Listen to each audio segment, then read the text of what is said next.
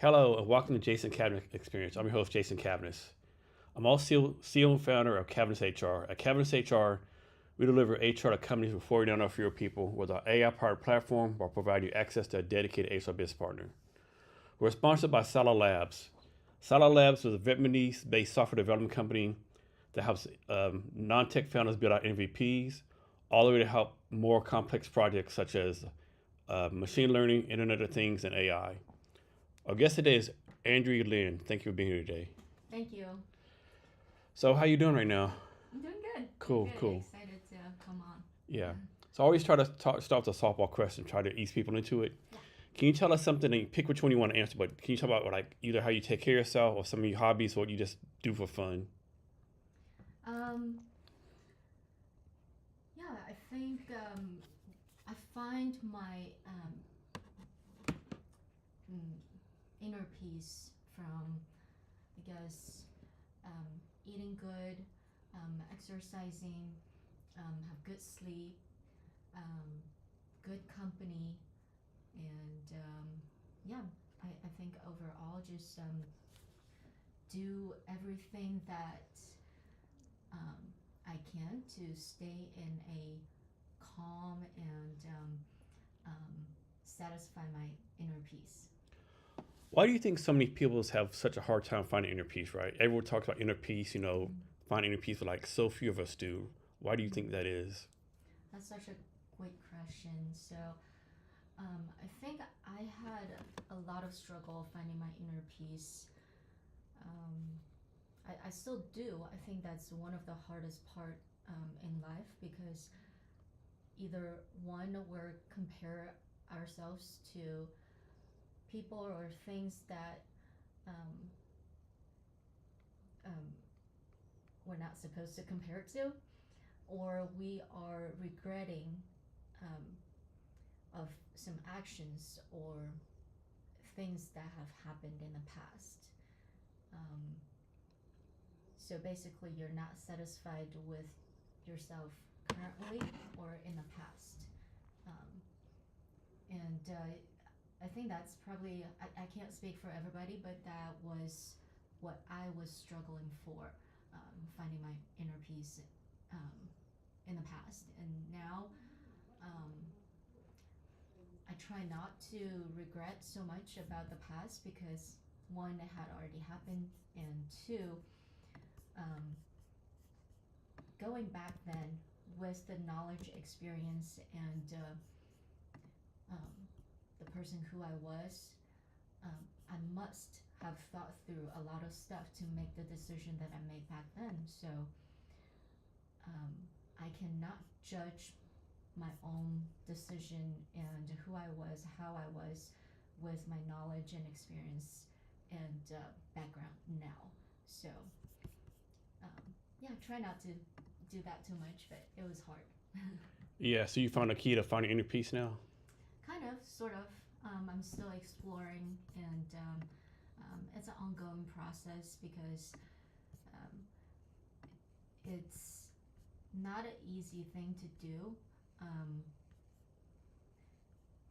Life is changing, things are changing, people you're hanging out are changing, so yourself is growing, and so maybe changing different methods or yeah, the ways to find inner peace. There are so many ways, so you just gotta explore and keep trying. So you were in the U.S. military, correct? Yes, so are you. Yeah. Yes. But your story is definitely way more interesting than mine. But like you just like randomly joined, right? Like it's like a talk about pivot. You really did a big pivot, right? So I joined the military because um, for a pure reason of providing myself with an opportunity to compete. So I came to the U.S. as an international student back then, and staying in school, I was struggling first, but then I was pretty competitive um, academically, and then later on, I even had two internships while I was in school. So with that trajectory, I was thinking if I had the opportunity, I would be able to land a job pretty easily.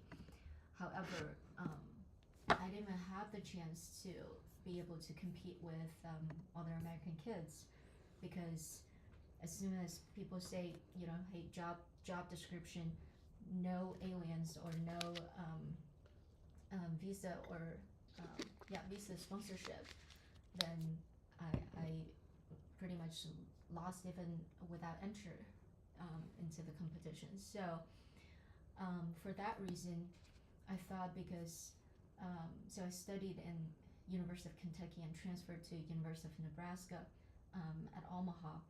So I thought maybe I was just in the Midwest and people are sort of more conservative than the East Coast or West Coast. And I could be wrong, but I'm guessing there's not very many Asians or Chinese people in those places, right?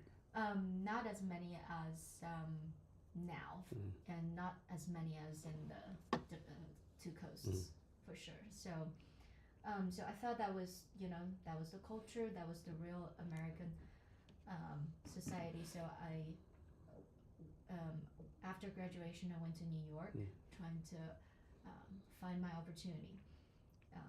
But it was a big city and it was hard to navigate myself as fresh off the college, still was a young mind and sort of naive. So it was a tough time to find my purpose. So I wasn't able to land a job there.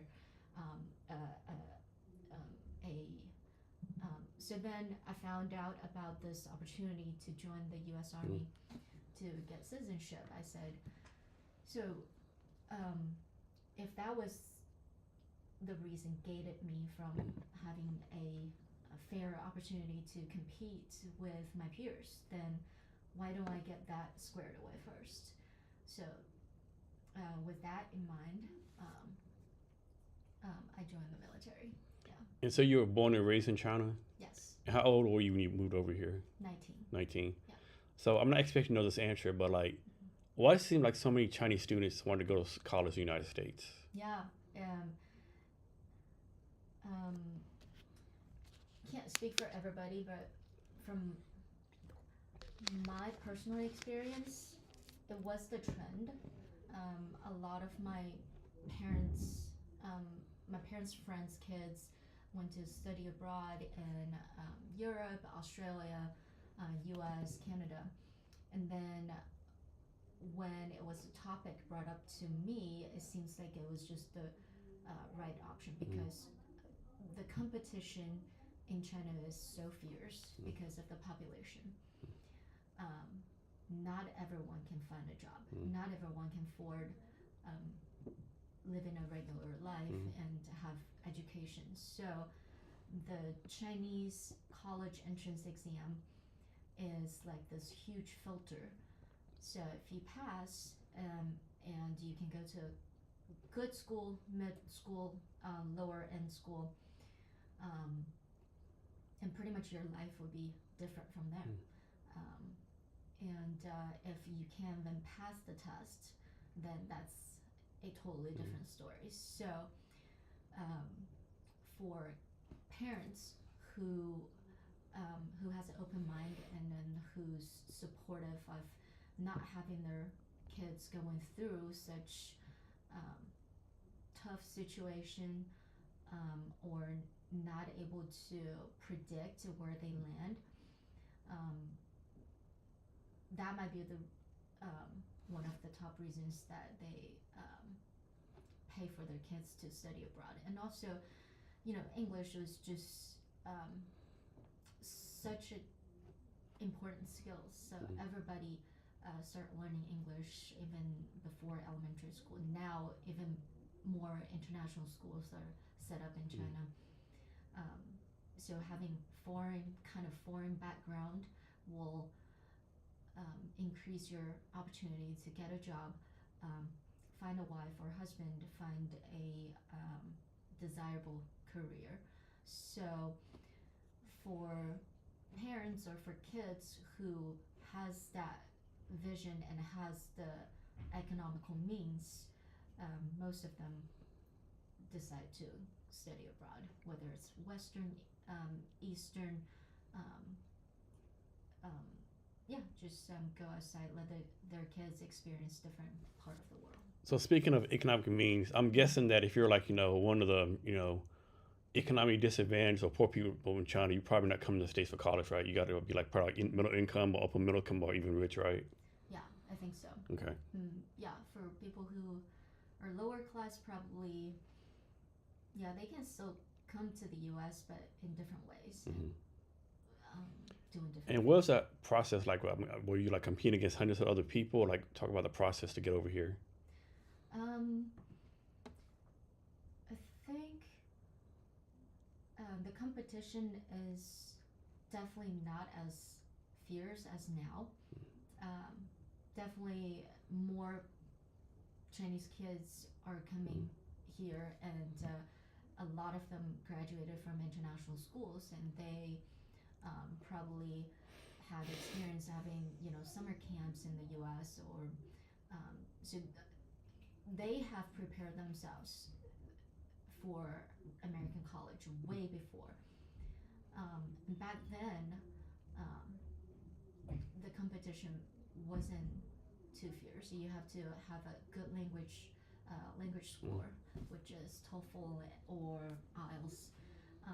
And then for me, I did something that was innovative back then. So somebody who brought the ACT test to China, to my province. My province isn't like the top cities in China. It's still got 8 million people right now. So mid-sized city, we weren't really advanced in education, economic situation. So at that time, when somebody who lived in the U.S., who was a former Wall Street trader, brought this education system in town and then opened up an international division, and then I just completed my high school early in 2 years and spent my third year there studying calculus, geography, and all kinds of things. English, of course. So I passed the English test and I took the ACT. So not a lot Chinese kids were taking ACT, or if they want, they have to take SAT, but they have to go to Hong Kong or Singapore or all the other places. So I took that. That had put me in advantage. Can you talk about some of the culture shocks you encountered when you came to the States, especially those first 2 or 3 months? Yeah. So I still remember I was in that international program, and one of my classmates. And how old were you when you came? You said 19, right? 19, okay. Yeah. One of my classmates was with me on the plane. So he went to Utah State, and then we took the same flight from Beijing to LA, and then from there we split up. And then after we landed from that international flight, the first thing he said to me was, "Hey, are you ready? Because from now on there's no more Chinese." And that was the first shock I had. And then I still remember I smell America. America had a smell. I don't know if it was the LA airport, it has that fried chicken or greasy food, fast food smell, or it was just an American smell. But I know that for the first week or 2 weeks, I can smell it everywhere, no matter it's in LA, or I went to when I landed in Kentucky, I had that American smell. And then gradually, it just fades away, and now I don't smell it at all. So, and then the other cultural shocks were, I was, so I had a chance to came to the U.S. When I was in high school, just for a month for summer. It's called an exchange program. So I kind of know, what's finger food, or what you're supposed to eat with fork and knife, and and how do you communicate, and some um, basic etiquettes. So those were um, out of the way. Um, yeah, so I guess I am pretty prepared, I think, coming on. So, I do remember that one thing that shocked me was my roommate put her clothes and sneakers and everything into the washing machine. So Everything. yeah, in college, yeah, we had like a common area, and they put all their clothes and shoes, sneakers. And you're like, what are you doing? Yeah. You don't wash clothes like this. Yeah. Or they don't wash it at all. Yeah. They just throw it away because it's so beat up. Yeah. So, what's some stuff about China? So, what's some stuff about China you wish most Americans knew? I wish Americans knew.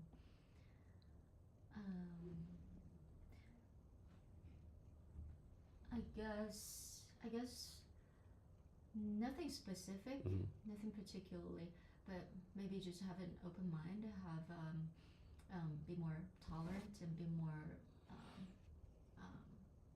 um, patient, because I think in both coasts, people are probably used to having, Asian culture, Asians around, having umbrella in the sun, that kind of thing. But in the Midwest and a lot of places that didn't have a lot of international students, yeah, for sure. Probably, if you don't like something that I do, it's not because I don't respect you or respect your culture. It's because I wasn't raised up that way. So I didn't think that was gonna offend you or something like that. Like if I don't say excuse me, or if I don't say bless you, that's just or I guess it's just so long ago. I don't remember that I had offended anyone, or maybe I didn't pay attention. No worries. And then the other side of the question, what's something about America you wish most Chinese people knew that haven't been here yet? So for people who wanted to come to study abroad or come Yeah, to live in yeah, the U.S. Yeah. Like I'm sure, like, in U.S. we have stereotypes about Chinese. I'm sure there's stereotypes about American Chinese. Like, what do you want them to know about America that you learned so far? Besides that, we smell like fried chicken. I think, yeah, it's also have an open mind, learn fast, trying to adapt. It depends on your purpose, right? If you're coming here for school, definitely you got to learn the American way. You got to prepare yourself to be able to study on your own, live on your own, and be able to socialize with them. Maybe humor and some idioms and memes, common memes, and be fun to hang out with. I think that was something that I didn't have when I was in college. I was just so focused to study. I was a little scared, very nerdy. So why do you think you're so competitive? Was you were raised that way in your DNA, or just you woke up one day and said, I'm gonna be competitive? Yeah, I think I was raised that way. Okay. Yeah. So even though like nowadays Chinese culture is more open, having a girl, having a boy doesn't mean that much. But I think deep down inside, I feel like every family would, at that time, like I'm a '90s baby, so I feel like depending on your family and how traditional your parents were raised, right, or grandparents, they might have different expectations out of you. And I feel like I was always competitive since I was born, like in school, because with grades, with extracurricular activities, how popular you are in school, that kind of thing. So yeah, I feel like it's the society, how I was raised, and probably in my DNA too. So a theme in your life, it seems like, and we'll talk about this more in the podcast, but like your ability to always reinvent yourself. So you can talk about how you came about the ability to reinvent yourself to make yourself better and take care of, take advantage of different situations or different opportunities. So, Like how do you reinvent yourself? oh, how do Yeah. I? Like how did you gain that skill to reinvent yourself to take advantage of opportunities in front of you? Yeah, I think a lot of those happened. Some of them I chose to, but some of them was, like for example, I didn't. I chose my way to, come to study abroad. That was because of me, and I chose to leave everything that I was familiar with behind, my friends, family, food, culture, language, everything. So that was my choice. That um, that part of reinventing myself purely depend on how well I prepared myself. Study the language, study the culture, have a strong mind, um, a big heart, but some of the other examples, like in my life, like choose to join the military, that pivot wasn't solely, well, the decision was made by me, but it was also kind of forced by the situation. If I want to um, continue my life in the States, and to continue investing my life in the States, then I have to reinvent myself to join the U.S. Army. So that was also um, to make that part successful. I prepared myself for that as well. So I have a couple stories actually. So one is I wasn't the fittest when I decided to join. So I was skinny. I can run, I can do some push-ups, sit-ups, and stuff, but in order for me to pass the PT test, the physical training test, that was challenging for me. So I spent 6 months training myself, going to the gym Monday, Wednesday, Friday, and then running a huge slope next to where I lived Tuesday and Thursdays. I wasn't the best runner either, so that was a hard training time for myself. But after that 6 months, when I got into the military for basic training, I surprisingly I was one of the fittest. I was able to do a lot, and that had gave me the privilege and advantage to stand out. And when the drill sergeant sees me saying that, hey, that's surprising that you're every step other people who are twice bigger and taller than me I take 2 or 3 steps to catch up, so we run the same distance, and I probably run more. So definitely training myself and preparing myself for that. Another story was it for some reason it was competitive to join the army at that time because there's so many international students trying to go that route, and the military cannot process all of us at once. So we have to be scheduled to ship out to basic training month by month or year by year. So even after I passed the ASVAB test, I wasn't shipped out until a year later. And when the recruiter called me, I was in Omaha training myself, and he said, hey, you might want to come up here because we're shipping people out and your name is coming up the line. So I said, okay, I gotta go. So left my stuff, went to New York, rent a place, and I was ready to go. But the result was I stayed there for probably 3 months, maybe less. Um, People who were before me left. People whose name was after me left. People who has less ASVAB scores left, and the recruiters just felt it's strange. Why haven't you gone and your background check hasn't come back yet? So that's strange. So I was pretty nervous because my I really need to. I'm just eating off of my savings at that time, and I really need to get Hey, going. scoot up just a little bit. Yeah, Yeah, sorry. Yeah, I really need to get going. So I talked to the recruiter, went to the recruiting station, talked to the recruiter, and then he said they resubmitted my fingerprint twice, and the results just not coming back.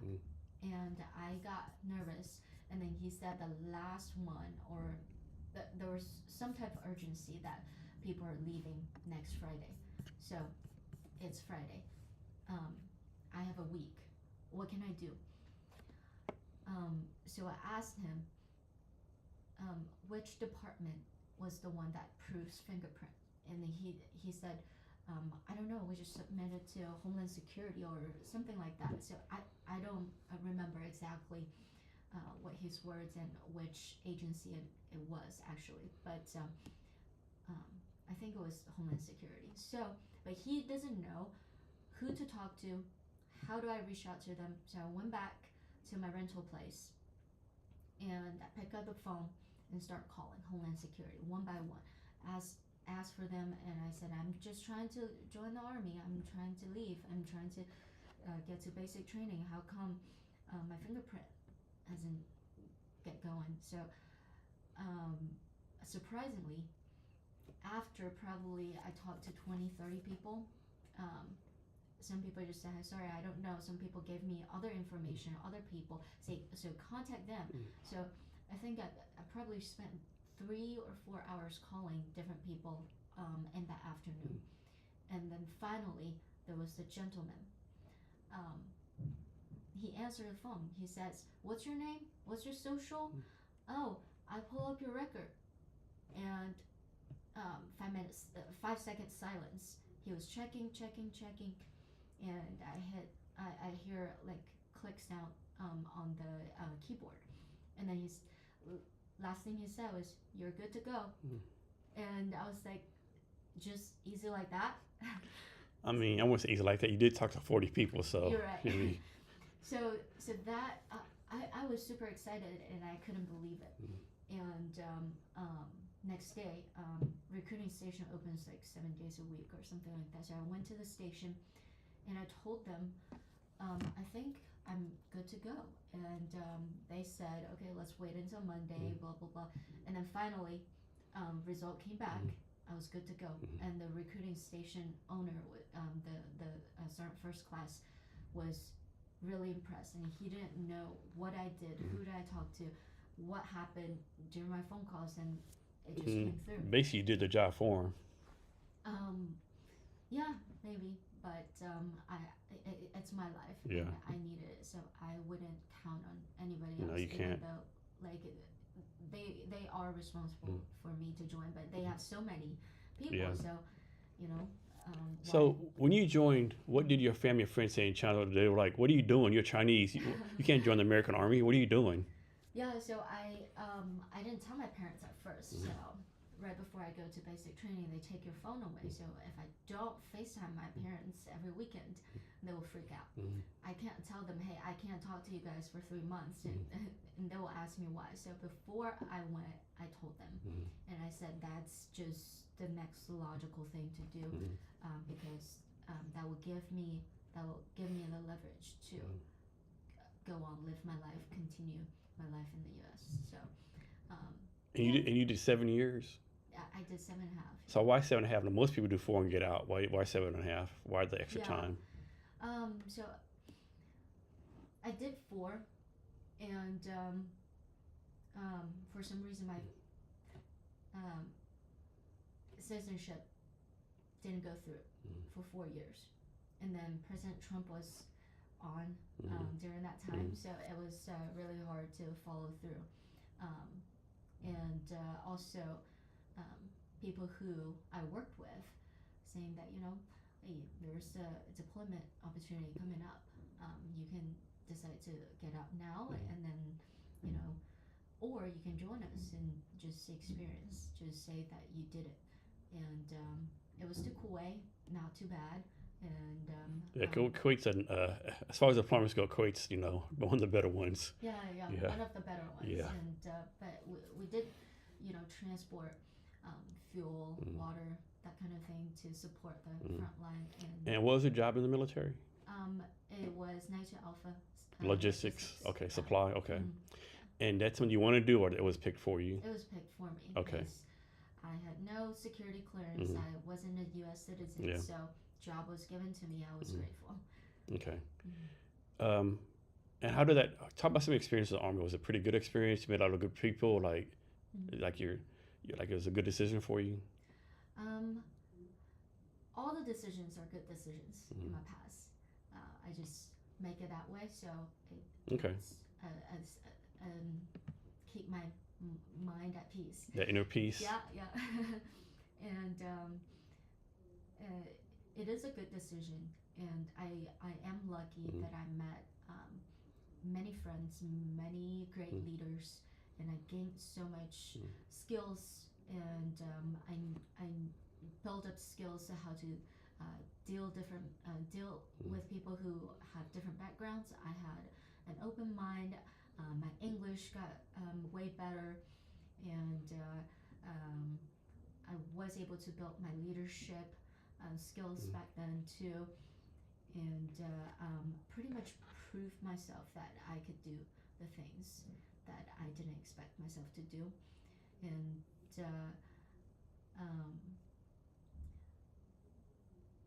I think. And where were you stationed at in the military? Just in Fort Lewis. Only Fort Lewis? Okay, the whole time.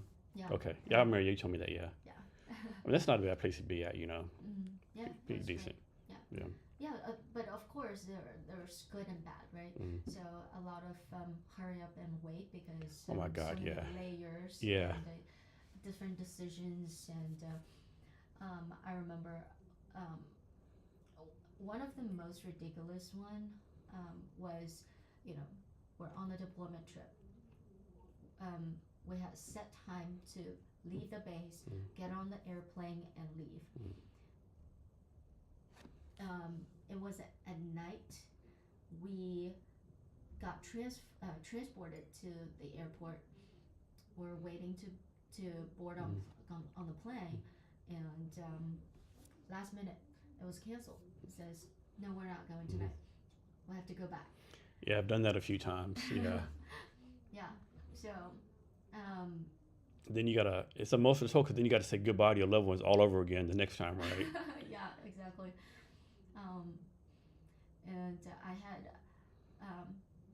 and COVID time was really special. COVID time, you have to, figure out different shifts. And you're working in irregular shifts.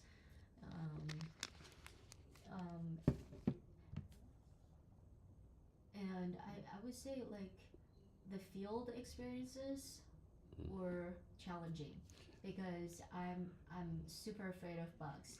So like during field trips, everybody's rucksacks are filled up with different drinks and snacks, and mine was the bug spray. Bug spray. Yeah, so I'll spray myself a little circle and then spray everything. So it was so bad for my health, but I literally freak out if there's a bug close to me. But it seems that I kind of overcame that issue when I was in Kuwait.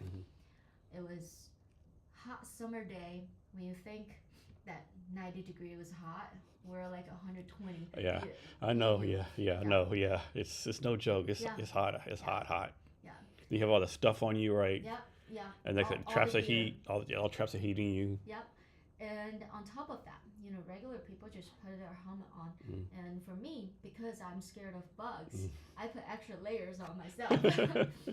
There were bugs, flying bugs. I don't know what they're called, but they are vicious. They are vicious looking. There were cockroaches running around the sand already, and there were flying, um, yellow looking huge flies, this big, jumping over you, and you have to lay down shooting to qualify your weapon. So all those distractions of bugs. Yeah, Yeah. and I wore my eye pro, and I wore my overall cover. I don't know what that was called again. Yeah, I know what you're talking about. Yeah. Yeah, so basically it covers your whole head, neck, and mouth, and plus that I had the whole gear on and my suit. So was it it's not ACU. What was Oh, it called? man, I know you're talking about. So I can't think of it. Yeah. The deployed one. It's lighter. Yeah, I know you're talking about. Yeah. Yeah. So, anyways, How long were you deployed for? 9 months. 9 months. Okay. Yeah. So I was laying down, and I had to focus to qualify my weapon. And as you know, like I'm pretty competitive. I always compare my score with other people. So, with all those bugs bothering me, jumping over my face, like it was tough. Yeah. Yeah, but after all, because my competitiveness outranked my scaredness for the bugs, I was able to get qualified and get. Do you still go out shooting every once in a while? Yeah, sometimes Okay. with friends. Yeah. Okay, cool. Yeah. Most people that's in the military still go out shooting and stuff. Yeah. Yeah. It's like a habit we want to keep doing for whatever reason, you know. Yeah, for sure. Yeah. So we'll back to military in a minute. So next, with your role at Panda Mobile, you do something that's called you lead the development of community-based mobile virtual network operators. Yes. What in the world is a mobile virtual network operator? Yeah. So MVNOs. So the most famous ones are Mint Mobile, Ultra Mobile. Those are called MVNOs. So basically, they don't have their towers. Towers are based on T-Mobile, AT&T, Verizon, right? So we use their network, use main carrier's network, and we repackage the data, talk, and text all into a different package that's suitable for the niche market that we're focusing on. So, for example, Panda Mobile is focusing on selling mobile plans to Chinese immigrants who lives in U.S. Whether they go to school, they are working, or they're travelers. So those are our target. And what do they need? They probably want cheaper plans as students. They probably want international calling, international texting, and maybe some other perks, like what we offer, a free Fantuan membership for them right now. Fantuan is like the Chinese app of Uber Eats or DoorDash. And so T-Mobile provides Netflix subscriptions, and we provide Fantuan. So they get to order and enjoy the discounts, and so I always wondered this, right? So there's companies like you at Mint Mobile. It sounds like they charge way less than using, like, we'll say Verizon, right? But you're using Verizon platform. It sounds like, doesn't Verizon like charge y'all like a whole lot of money to use a platform? Like, how do y'all able to charge such a less amount? Yeah. Because if I was Verizon, yeah, you use my platform, but twice the price or something, right? Like, how is it that the economics work? Yeah. So big networks. So Mint Mobile, Ultra Mobile are on T-Mobile, and T-Mobile, they negotiate a rate behind curtains between them. So T-Mobile agrees to sell these data, sell these talk and text for this much of money to them, and they think, okay, this is workable. We can market this up and then sell it to our users in a little bit higher rate.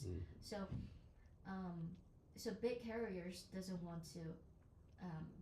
don't want to kill those mobile virtual network operators because they have extra spans. So leave it open is leave it open. Why not wholesale it to MVNOs so that they can make money off of it? And doing this doesn't like slow down the rate. I'm like the internet rate for the own customers. Internet rate. So That's like this, like, as far as like this download speed and stuff with all these extra people on doesn't like the affect, bandwidth. bandwidth doesn't affect the bandwidth or anything. So it's tricky. So depending on whether the mobile virtual network operator will pay to stay on different levels, right? So if you choose to stay on the regular level, which you'll pay more, so your customers' usage of the bandwidth will compete with regular T-Mobile Okay. users. So if we're all out of Mariners game, then all the customers will have the equal amount of opportunity to consume those bandwidth. However, if mobile network operators choose to be on a lower priority for a cheaper price, then when it comes to competition during a highly crowded area, then of course T-Mobile will prioritize their customer.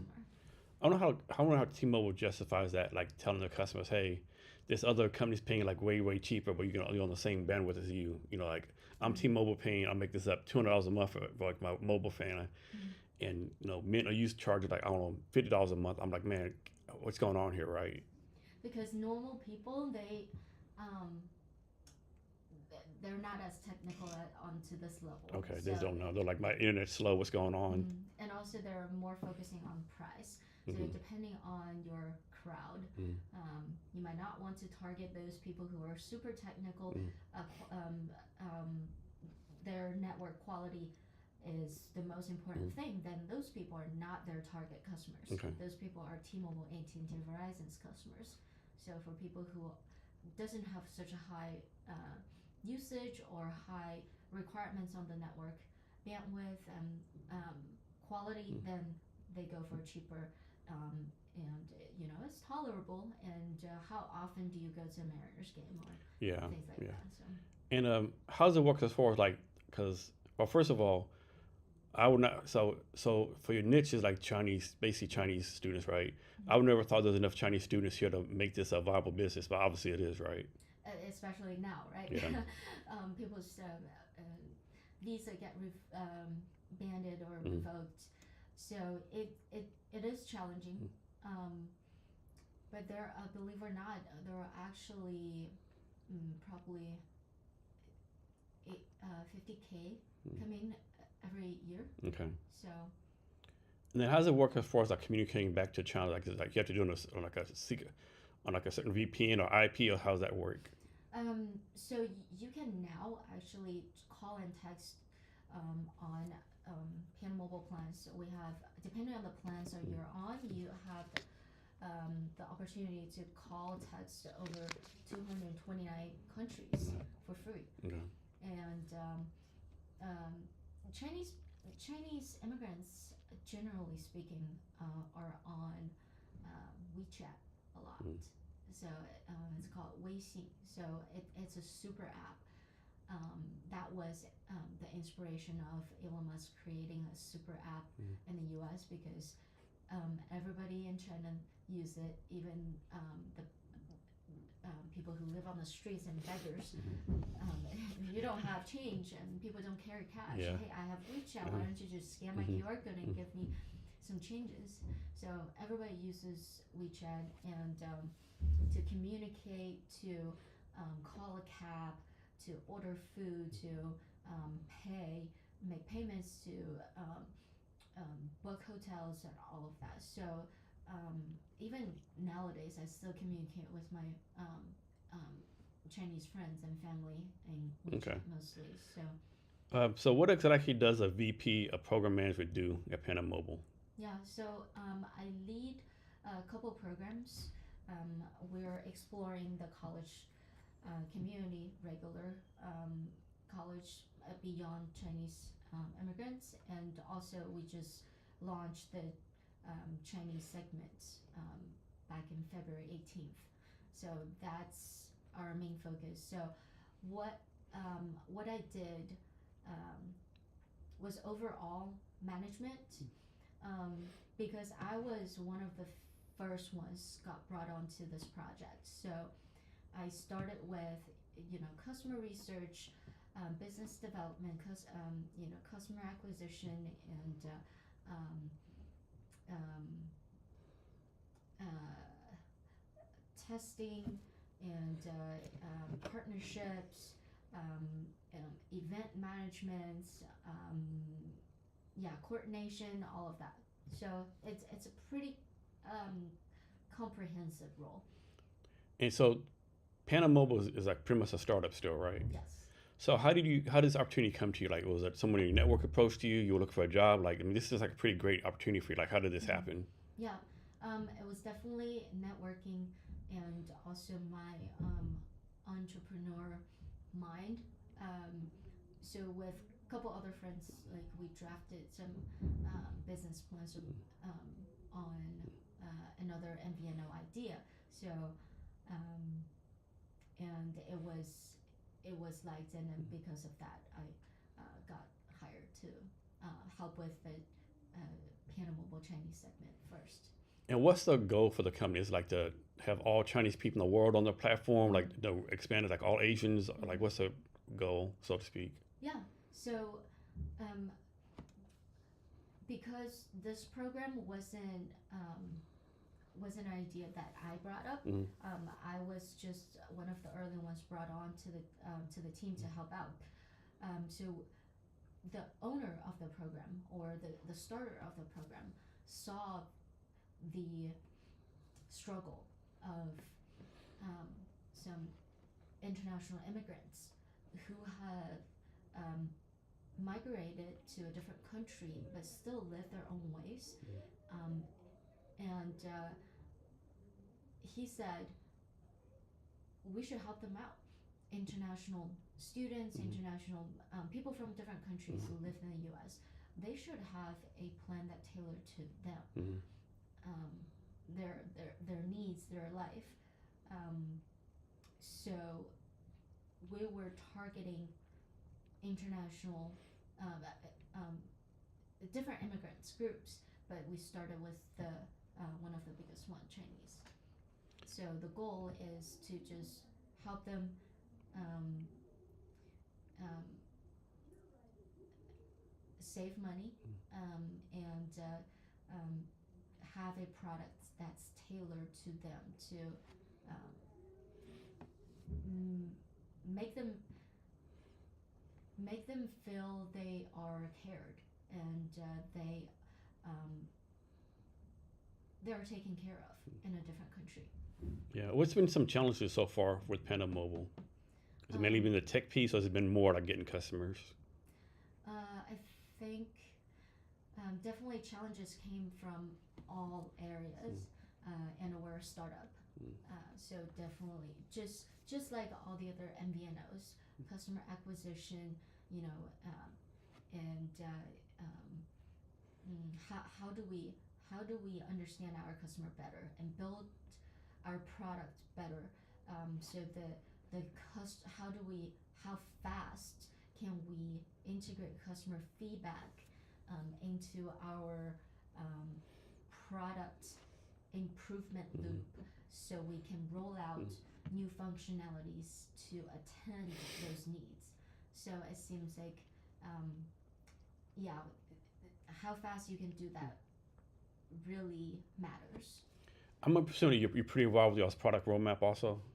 Yes. Can you talk about how y'all do the product roadmap? You have like a weekly product roadmap meeting and go over different things, or monthly? Like, how's that process work? 'Cause I don't think most people realize how important a product roadmap is to like pretty much every company. Yeah. So we do have our weekly sprint, just on the Chinese segment, and from there we summarize what had done in the past week, and what our goals are for the next week, and what are the blockers for each department, whether it's customer service, whether it's operations, sales, marketing, or product technicals. So we set up a long-term plan and managing how fast and how steady we can hit those milestones. So I would say this weekly sprints is really helpful to keep us on track um, to hitting our goals. So as you know, tech changes so fast, right? So how do you have a balance like, okay, today's our product roadmap, this is the tech today, but then like within tomorrow, like everything changes because some new whatever came aboard, right? Now you have to change everything. How do you deal with those kind of things? So first of all, we don't adjust ourselves just because a new trend come up, because first we have to analyze if that trend is really relevant to us, and how would that how would adapt to that trend improve our customer satisfaction, improve our revenue or our margin. So that analysis is more important than just hop on the latest, fastest, hottest trend. So I think that piece, our leadership and our strategy leaders are really helpful for making that happen for us. And how do y'all deal with like with customer complaints? How you deal with those? We have great customer support. So Marky and Kevin, they're doing great. We're also exploring supernatural AI customer service. So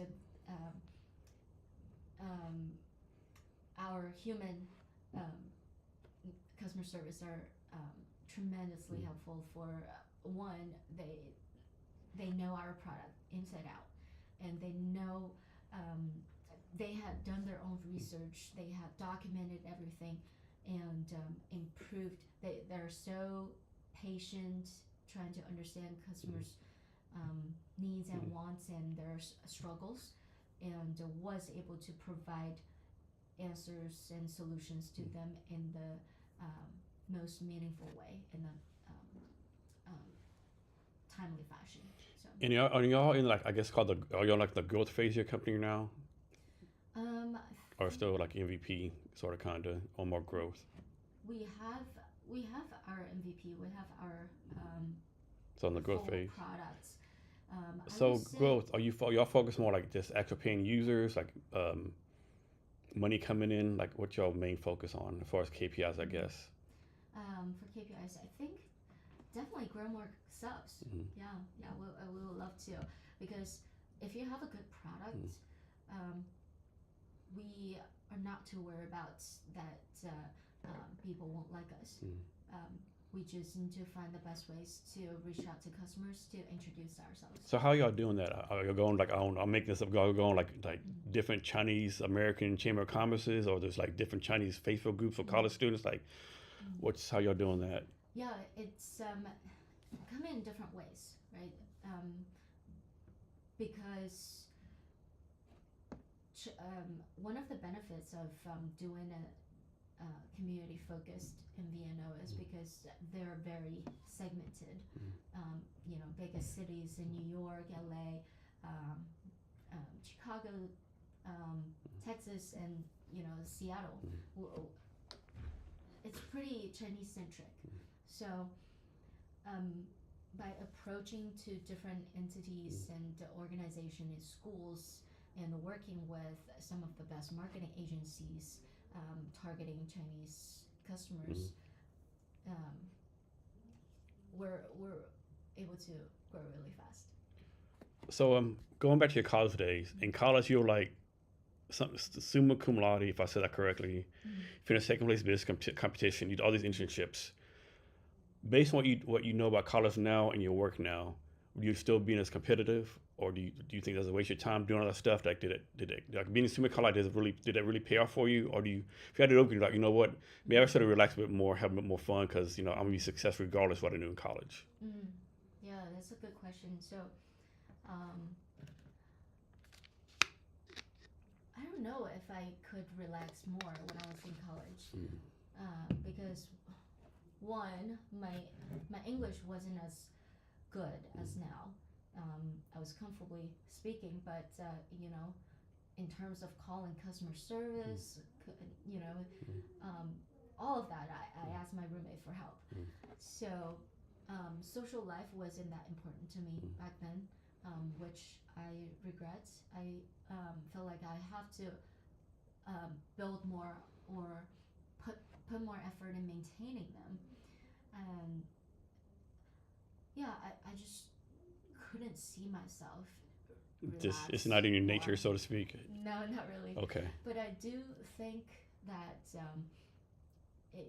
I do need a balance. Mm-hmm. Um, And so, in college, you're studying finance.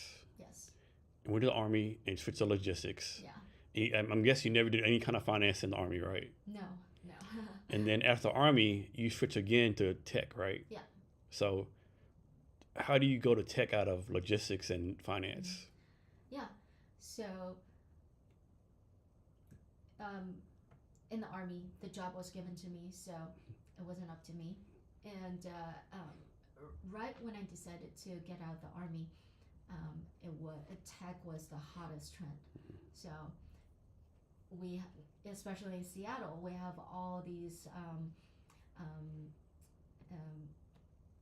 It's called Magnificent Seven now. So we had all those companies, handing out those tech roles to people just like candies, even people who freshly graduated from boot camps, coding boot camps, just hand them out a big package with stocks, options, and all that. So I was in the army, trying to prepare myself to get out, and it just seems everything just shifting my mind and attention towards tech and trying to see, of course I had other friends who were an engineer in school, so a lot of international students graduated from college just like me and then joined the army to get citizenship, and a lot of them are engineering backgrounds.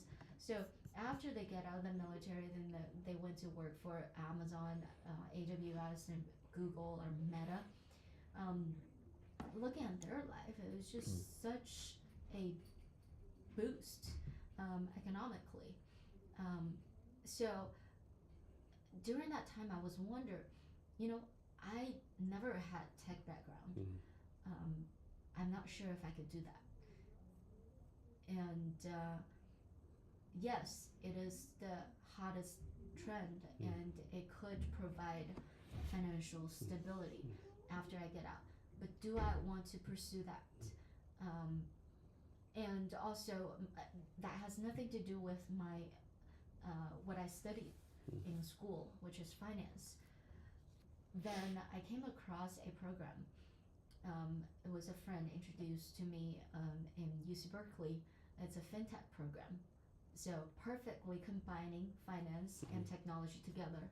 So I, leaning into that program, did my research, and then found out, that let me study that, and then first to refresh my memory on finance and all the datas and math, and two, test myself out, see if I can pivot into tech.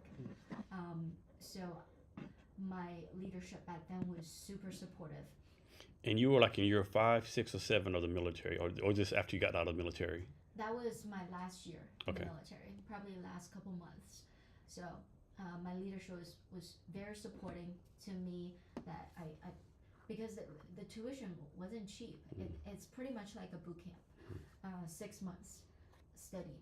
So I was able to give my attention to that program to learn and build my portfolio on GitHub and coding Python, learning from scratch, learning data science, learning AI, machine learning, build my models, making predictions on stocks. And did you pick all this up pretty fast, or you were were you a slow learner with this stuff? You like bam, bam, bam, like came to you naturally?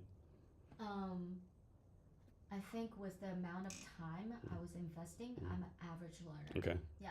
same thing as in college. Like when I first started, I was struggling. I couldn't finish reading a book, which was required to finish a book and write a essay or something like that. I couldn't. I have to Google and ask for abstract and then study the abstract and all these new words that I have to learn first. So in school, like you said, whether I should relax a little more because I couldn't. With regular college students spending probably 3-4 hours studying, I put in 5 times more. Yeah. So same thing here. Like a lot of people who are in this fintech program, they have regular job, they are maybe in school, or they are exploring opportunity to pivot. But for me, because it was the last few months in my military, and I was able to put a lot of my time into studying. So I put a lot of time compared to others. So I read the textbook, I study them, I do my assignments first, even before the assignment ends, and I do my extra research.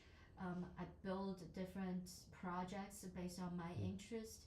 I reach out to my former boss who I interned with when I was in Nebraska and ask them to give me stocks to study. So with all those time and effort and plus that, I know that I would need a job soon, so I built up my calendar to have coffee chat with people on LinkedIn. I found so with all of that, I put in effort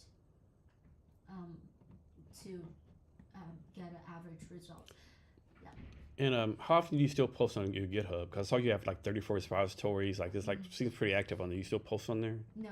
Been a while. No, okay. It's been a while. Yeah. You have a very nice GitHub though. Oh, thank you. Very impressive. Yeah. And so here's a question for you. Like I said a few years ago, it's like you went to a 6 weeks boot camp, got paid 6 figures, right? Now if you do the junior developer graduating this year, life's not too good for you, right? I mean, basically, I don't want to say they wasted 4 years of college, but that's not looking good, right? What's your advice to these people? Like that's like, hey, you don't just give up your eyes doing your job, go get a job doing something else, or. So actually, after I graduated from the boot camp, things were not looking well for me either.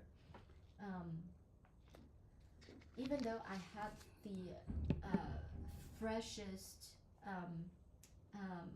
cutting edge knowledge on some of the subjects, which unites finance background with tech, but still, people don't want to hire somebody who just studied. Yeah, because 6 months. I always said like software developer, their first job is always hard to get. I always hear like horror stories. They have to wait 2-3 years. But like once you're in, then you're in, right? But those first 2 years like really test your ability, right? Like do you really want this that bad? And I wasn't able to find an internship or job for a long time. And I found my first internship through an Army program. So basically, I was getting Army pay. It's I forgot the term. Asphalt tap. Okay. Yeah, asphalt tap program. So I go to the career fair every Thursday or so, and then one day this guy who work in the agency that connects vets with tech companies, and then they get paid because the tech company pays them to find Army vets to intern. So I was one of the first ones with that company called Splunk as a software engineer. And at that time, I had no software engineering background. I had some coding experience with Python, the basics. I had some data analysis background, but I had never coded any program. Well, I can't say that. I did wrote my wallets, before, but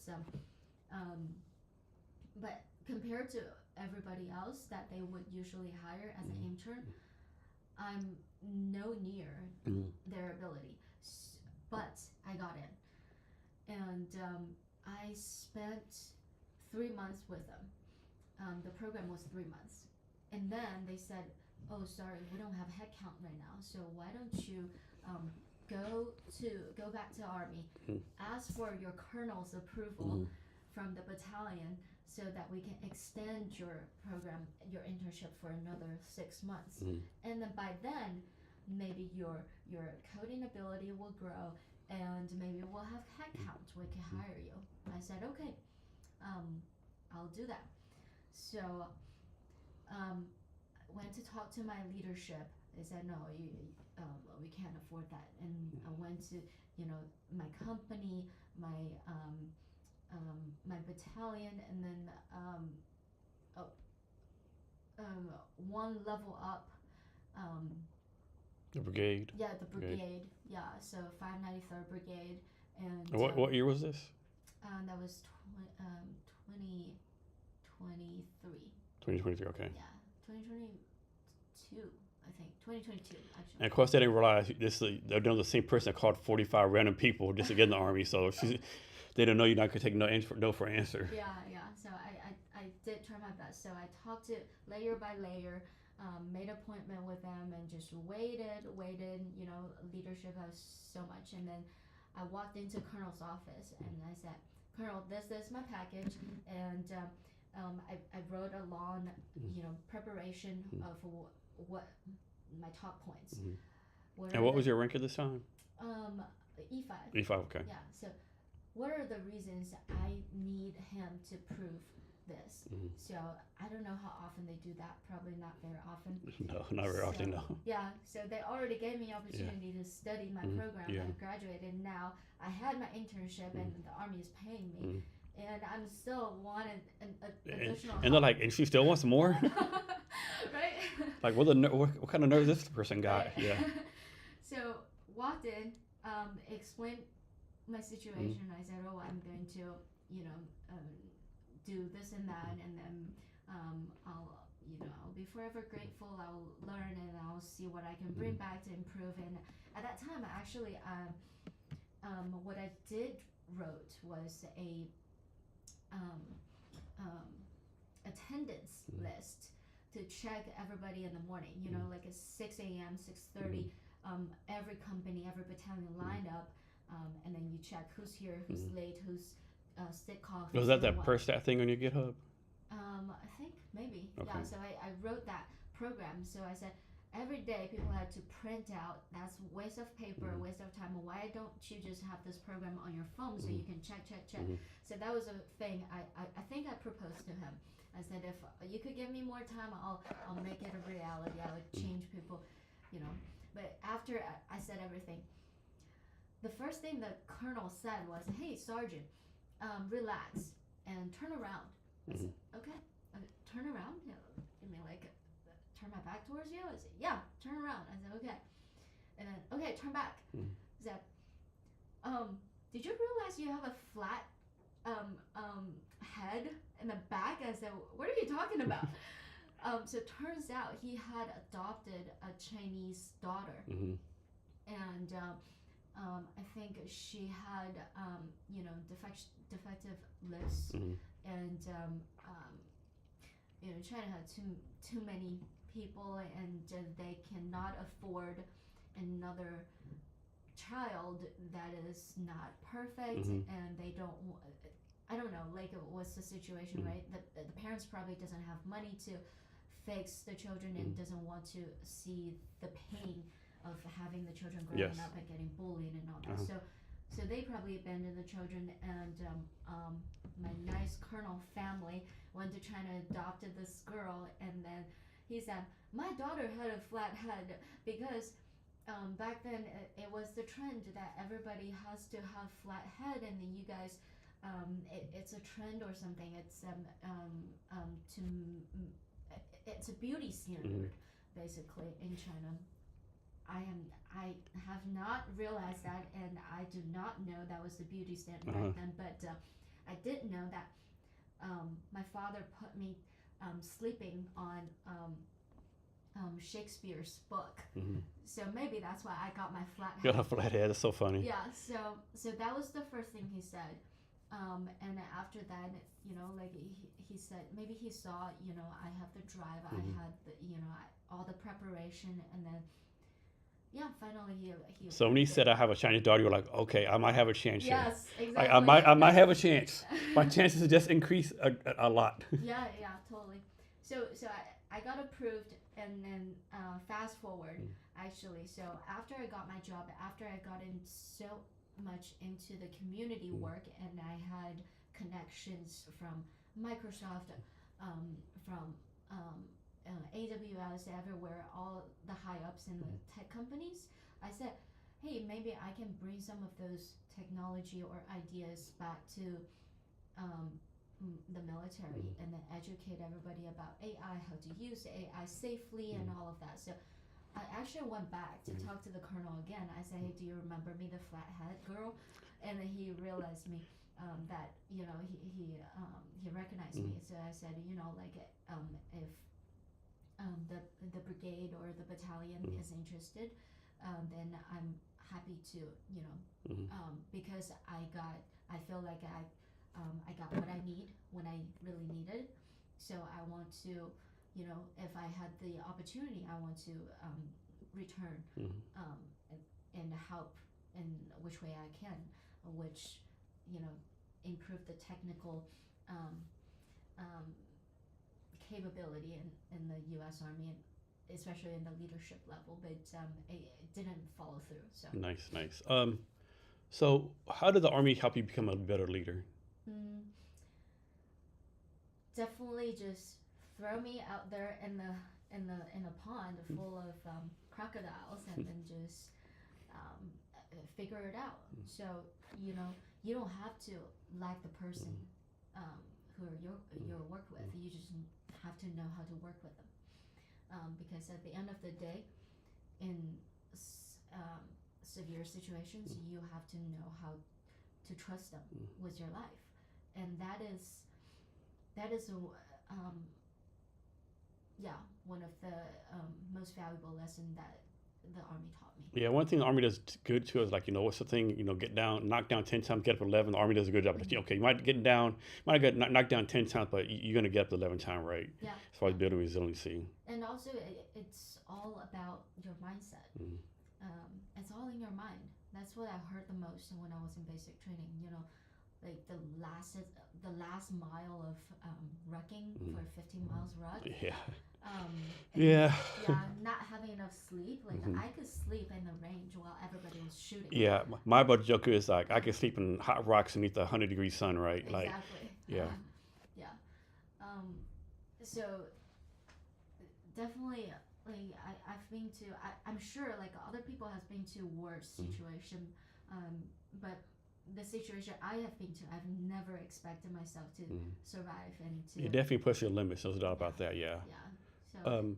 One thing I don't think the military gets enough credit for is how diverse the military is, right? Can you talk about how diverse the Army was in your experience? Yeah. So we had everybody,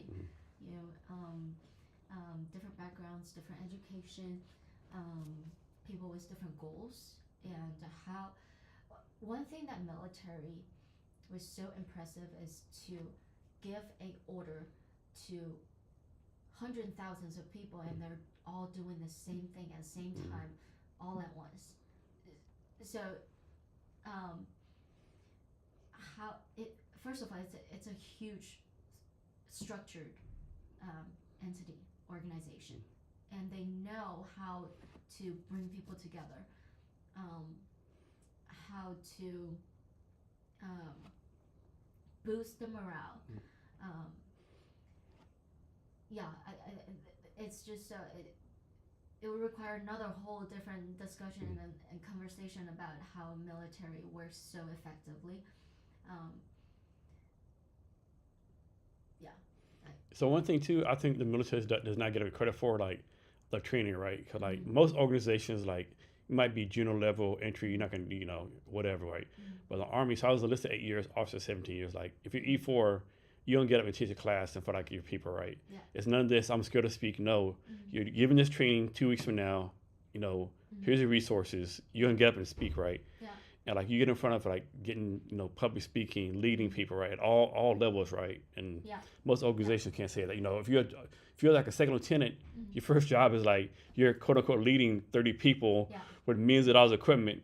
Like if you have a job, working at IBM, you're lucky if you're handling coffee as a junior person, right? Yeah, totally. Yeah, you definitely get pushed out of your comfort zone easy. And um, oh, you're afraid of doing that? Sorry, it's an order, so Yeah. you gotta do it. Yeah, you never do. You never say you don't want to do nothing. It's okay, Yeah. you're doing that, right? Yeah. You can't say, "Oh, I'm scared of whatever." Okay, that's Yeah. like code for them. Okay, make this person do it. Yeah.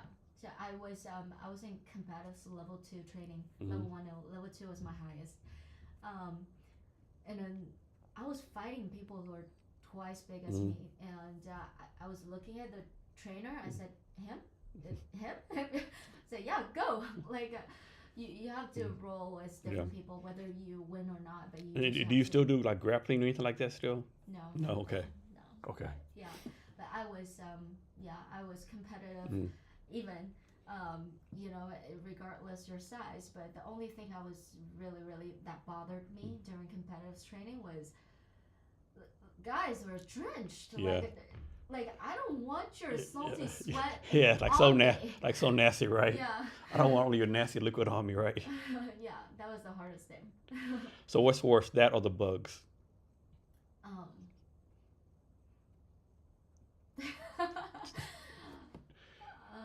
Both. I think probably that. Okay. Because for bugs, I can Spray them away. Yeah.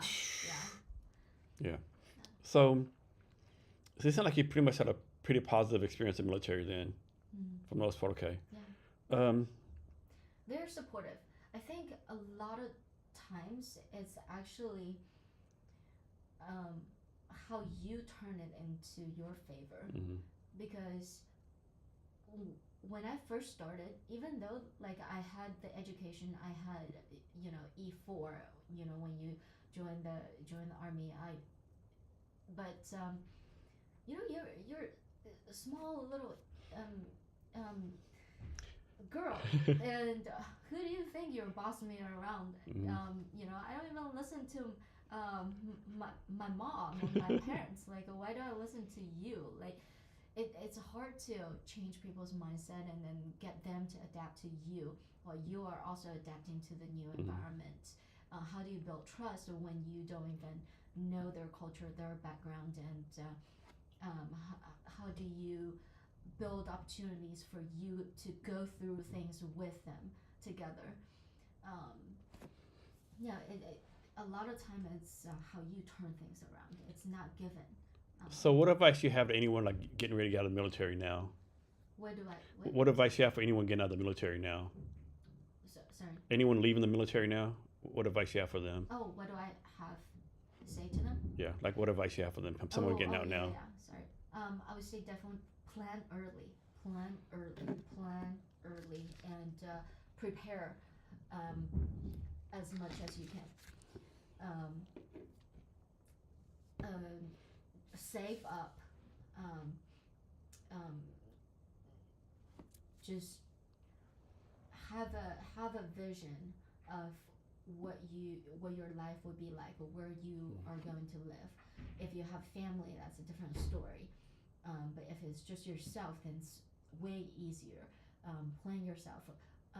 What level of education you want to achieve, and do that while you were still in the army. You have all the resources, all the TAs, all the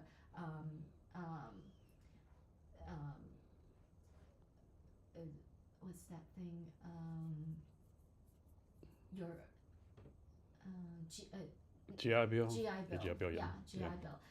To have that, prepare yourself, ready to get out and start networking. So I felt like I was pretty isolated while when I was in the army. Yeah, because even though like people follow us only like an hour from Seattle, all the tech stuff, like no one's going to Seattle, right? Because like you're working like pretty much from 6 a.m. Yeah. You get PT at 6:30 a.m. You're working through all the day. Yeah.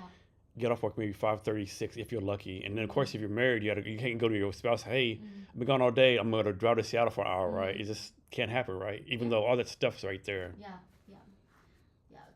Definitely utilize all the resources around you, especially how they help. I think one of the things that utilized the most was help within the organization. You know, when I was in school, I utilized their tutoring service. I was one of the math tutor myself. I utilized the army resources to prepare me for internship. Why, not to interrupt you, why do you think some people in the military don't take advantage of all the resources they have? I think it's laziness, they don't know about it, because like I took advantage of all of them. I know some people like just go to work and that's it, right? Yeah, I do agree with you. Not everybody utilize those resources to the extent that they need to. I think it's I think it's sort of because they're used to the military. Everything was given. Every order was given.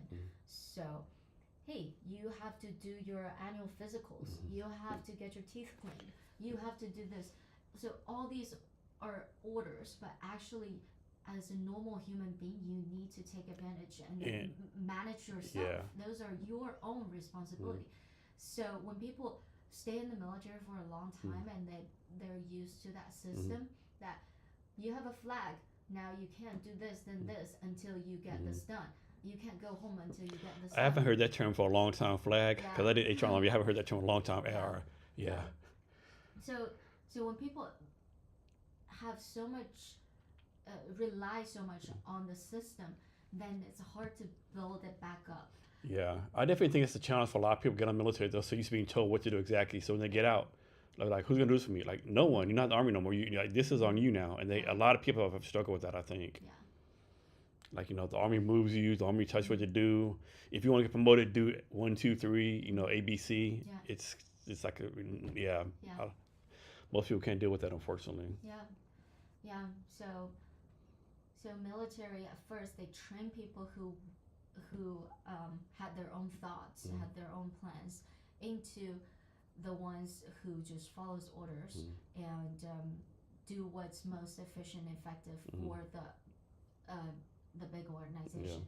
And then later on, because they can't stay in the military forever, and then I don't think the military prepare them enough to get them back to that mentality. Yeah, that they it's have to. Totally different mentality. Yeah. Yes, Yeah. Because they got rid of that to do good in the military, because that's what matters, to follow orders, to execute, but then to go out, then you need to find all those back in the normal traits.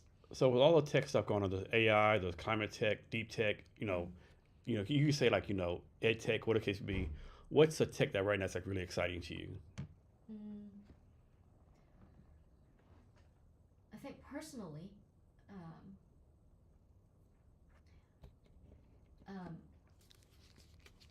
I care about biotech, and also tech that improves environment. So improves lives and the environment. So you say biotech, you're talking about like genetic engineering of the humans, or like what part of biotech specifically? All of them. All of them, okay. Help human beings with defections and cure diseases. Just help you live longer and better, and provide you with better resources, food, water, supplements, and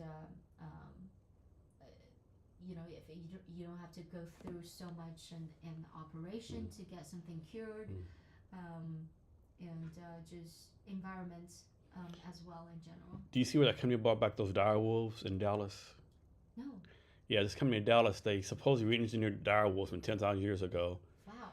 But a lot of scientists say, no, that's not a real dire wolf. All you did is like you just like kind of redid the genetic code from the gray wolves, right? I'm like, I don't care if the gray wolves or dire wolves. They made life out of like a dish, right? Yeah. Like, I don't know. It's like, to me, it's like exciting and scary at the same time, right? It is. Yeah. I mean, next thing you know, we're gonna have like flying T-wolves, with like Elon Musk Neuralink in there, right? So I don't know I don't know about that, right? Yeah, it's definitely very controversial, and I know I'm a fan of tech. Of course, everything comes with a double-edged sword. how do you use a hammer to hammer a nail or kill a person? That And it's, you and, can't you and, can't it, and blame it's the out the hammer. box. We're not going back. You know, we're gonna say, oh, Mm. AI doesn't work out. We're gonna get rid of it. No, internet doesn't work out. No, it's here, and you got to deal with it. You know. Yeah, yeah. So I know like the hottest show right now is the Black Mirror. Okay. Yeah. Yeah, yeah, it's pretty crazy. It, So what's your give me a prediction for like the next 50 years, like something crazy you think's gonna happen? Like my prediction is like in 50 years, like I think we have the tech right now to do it, but I think in 50 years we're gonna figure out how to like travel through wormholes. You know, like way back in the day, it took like I'm making this up, it took like 6 months to travel from England to New York City. Now it's 6 hours. I think 50 years is gonna take us maybe a day or 2 days to go to Mars, right? That's my prediction. What do you think? What's your yeah. prediction? So maybe let's imagine a day in 50 years. A day in 50 years started with maybe people living on Mars, or maybe people living in the space that we have solved, provided artificial gravity so that people doesn't have to float in the space. We have enough resources and people don't have to work anymore because it's not relevant. All the jobs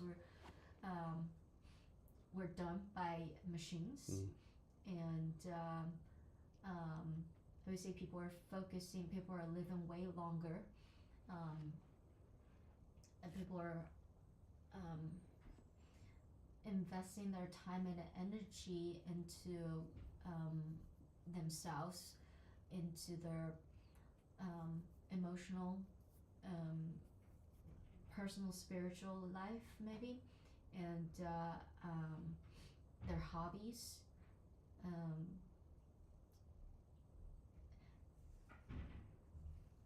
mm, So without jobs, do you think universal basic income would be the deal then? mm, Because if no one's working, we got to pay them something, right? Or do you think money's going to go away? Or mm, I'm not so sure about the money part. Um, mm,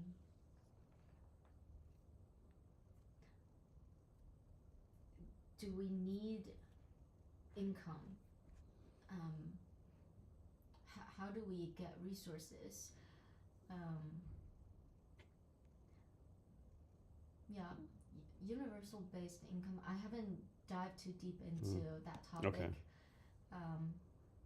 But I was just thinking, or do people just lose their job? Like way back in the day, I use an example all the time. Like way back in the day when cars came out, those people made like their job was like make saddles, right? Or shovel the horse shit off the street, right?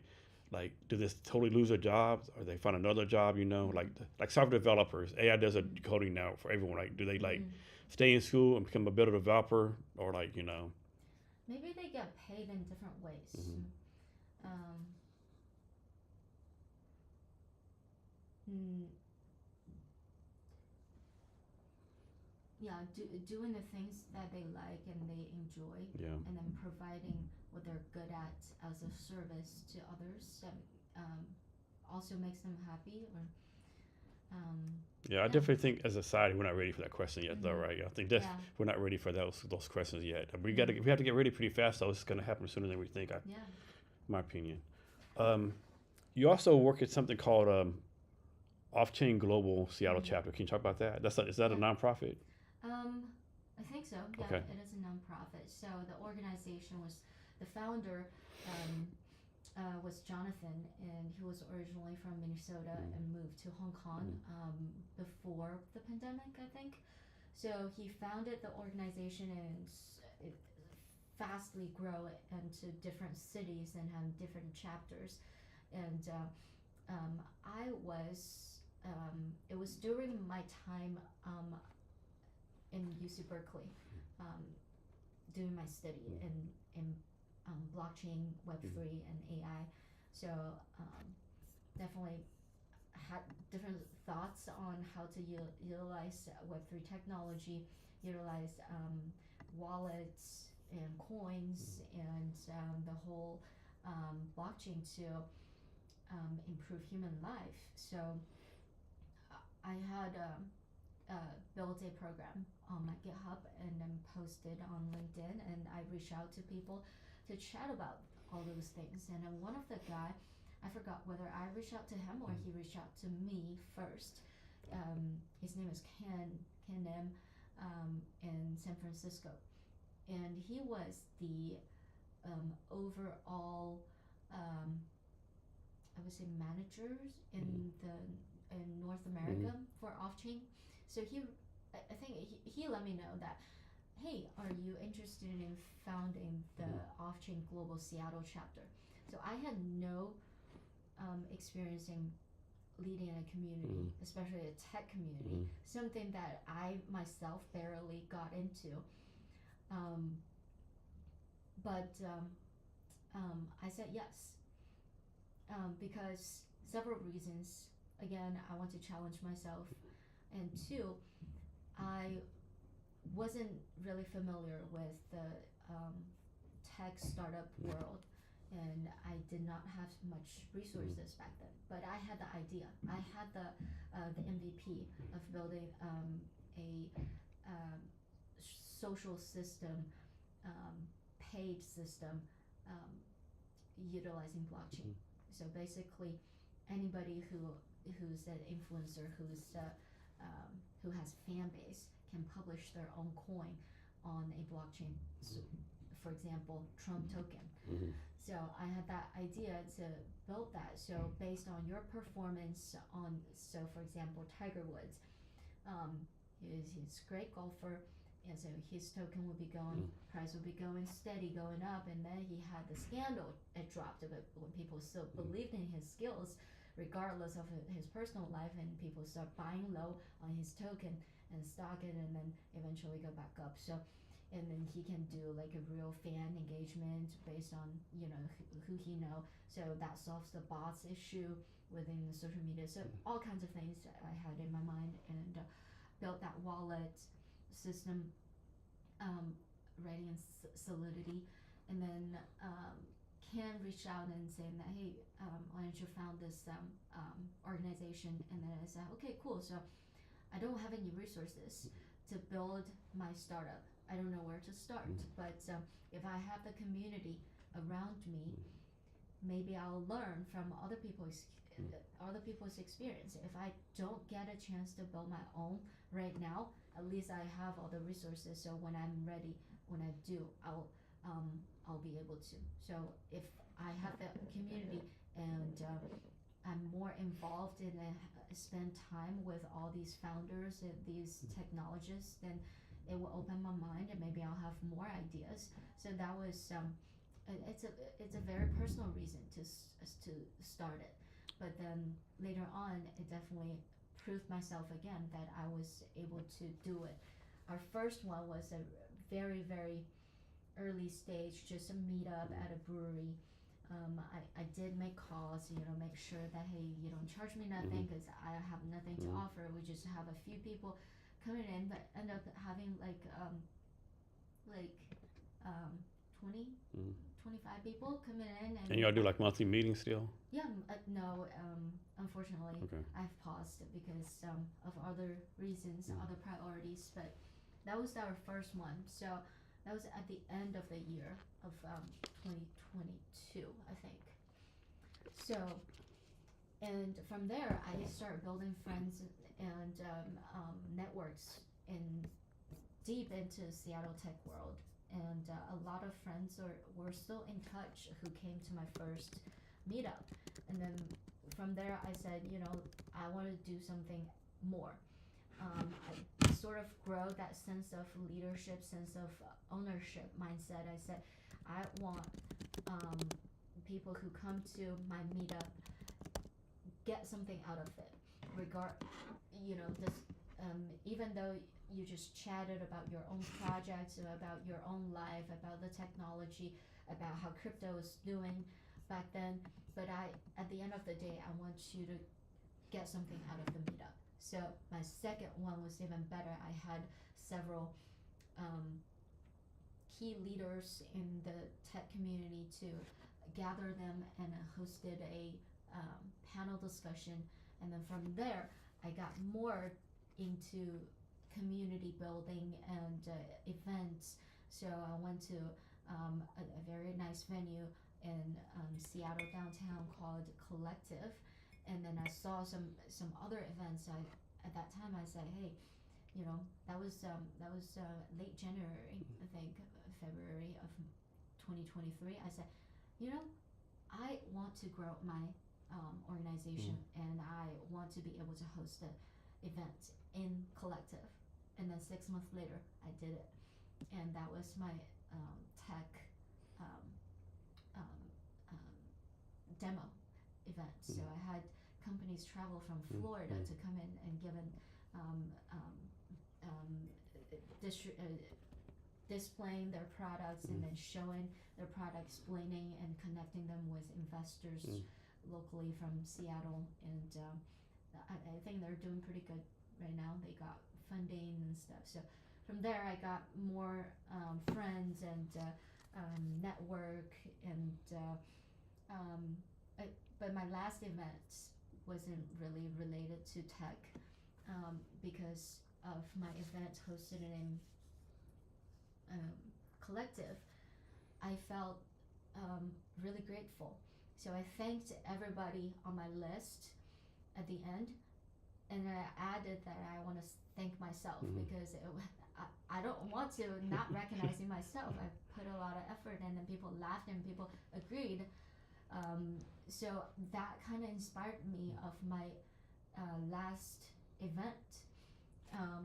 So I hosted a tea ceremony event to take people out of tech, to abandon their phone for 2 hours just to immerse themselves into inner peace, to connect them, disconnect from the social network, from the devices, but reconnect with themselves. So with help from my friend Amina, Jesse, Casey, and Fiona, and so many other local organizations, the 601 Club, and all of those people. So I was able to pull it off again. So I think people, it was refreshing with all the tech events going on that kind of disconnect everything. So it's 2:32 now. Do you need to go do your parking, or do you want to keep on going, or?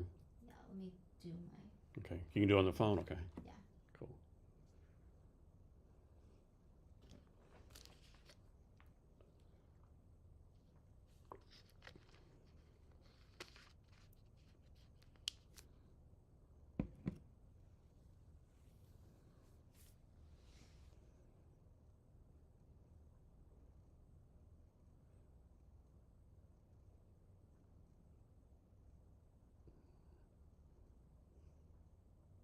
So you live in Seattle or close by to Seattle? I live in Bellevue. Bellevue, okay. Yeah. You're gonna cut this part out, right? Or is it? It's. I mean, it's live streaming, so Okay. I've done worse than this. Okay. So obviously with your off-chain global Seattle, you give a lot of value to a lot of people, right? You help a lot of people out, get involved. But what do you personally get out of it? 'Cause I'm from believe like you have to give back, but you should still get something out of it, right? So what are you getting out of this? Yeah, I think I got out everything I wanted when I first started, and more. So when I first started, I wanted a network around me that will be able to support me when I have an idea. I want to have my own startup, and now I do believe that I have that resources if I need it, and also I made friends with so many founders and learned from them, and all of them have inspiring stories, and that inspired me even more. So, what else I got out? Again, I proved myself that I can do something that I've never done before, and I was able to do it and do it fast, and made it known in the circle. So, yeah, I think it offered more than what I asked.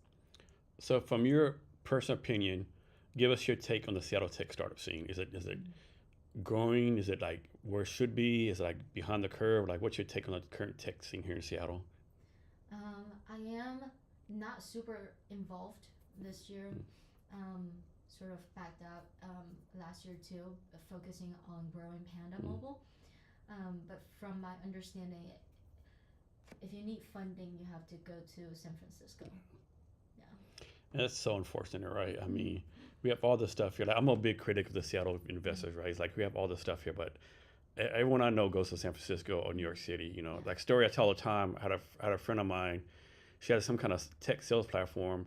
She couldn't even get a meeting here, right? Nothing, right? She shut it down with New York City, and then 6 months later, you know, she raised $500,000. A year later, she raised a $10 million A round in Austin, right? And of course, other Seattle investors try to jump on the bandwagon, right? Yeah, it's unfortunate, right? Yeah. Yeah. But you But never know. yeah, Yeah. it is what it is. Yeah, People still very optimistic about it, yeah, and we still have Seattle Tech Week coming. yeah. So, yeah, I would say that if you're keep doing what you're doing, where Mm, you're good at, and where your passion's at, and don't take no as an answer. mm, Like for example, myself and so mm, many of my past experience. Um, if you're persistent and then you know what you want and yeah, you know where to ask for, and eventually it might take a U-turn and take a circle and mm. all the other ways, but eventually you'll get it. Yeah, speaking of Seattle Tech Week, like I told, I'm actually hosting an event for Seattle Tech Week, so I'm sort of fleshing that all out. Yeah, I'm very excited to do that. Yeah. Um, so I so I cut this down. Hold on. It says somewhere, I think it was in your bio somewhere I saw it. You said, I'm committed to creating meaningful connections through technology, empowering communities, and building ecosystems that inspire trust and innovation. I mean, that's a lot. Like, Yeah. how do you go about doing that? You already talk about somehow you do that, but can you go into more detail? Like, and why is that so important to you? Mm, I think that came to light from mm, my passion about technology and also um, what I have built, which is community. So, talking about community, we have to understand what is a community. Um, my definition would be a group of people have shared interest, value, moral standard, and interest. I say interest, but so that group of people. So for people who have not been involved in community, does not know, may not know how powerful it is. It is super intertwined, connected. Um, Message spread widely. Um, People are super loyal to their to the organization, what they believe, and it is up to you how to utilize that power. And I think technology can definitely benefit. Um, Technology can definitely benefit that um, um, community, make it stronger and better, and community can enhance technology, have it spread faster, and allow people to utilize that piece of technology to its fullest. So, it, for tech, do you need a certain character or certain characteristics, certain values? Like, do you need to be able like to really be detail oriented or like a certain mindset to be successful in tech? Mm.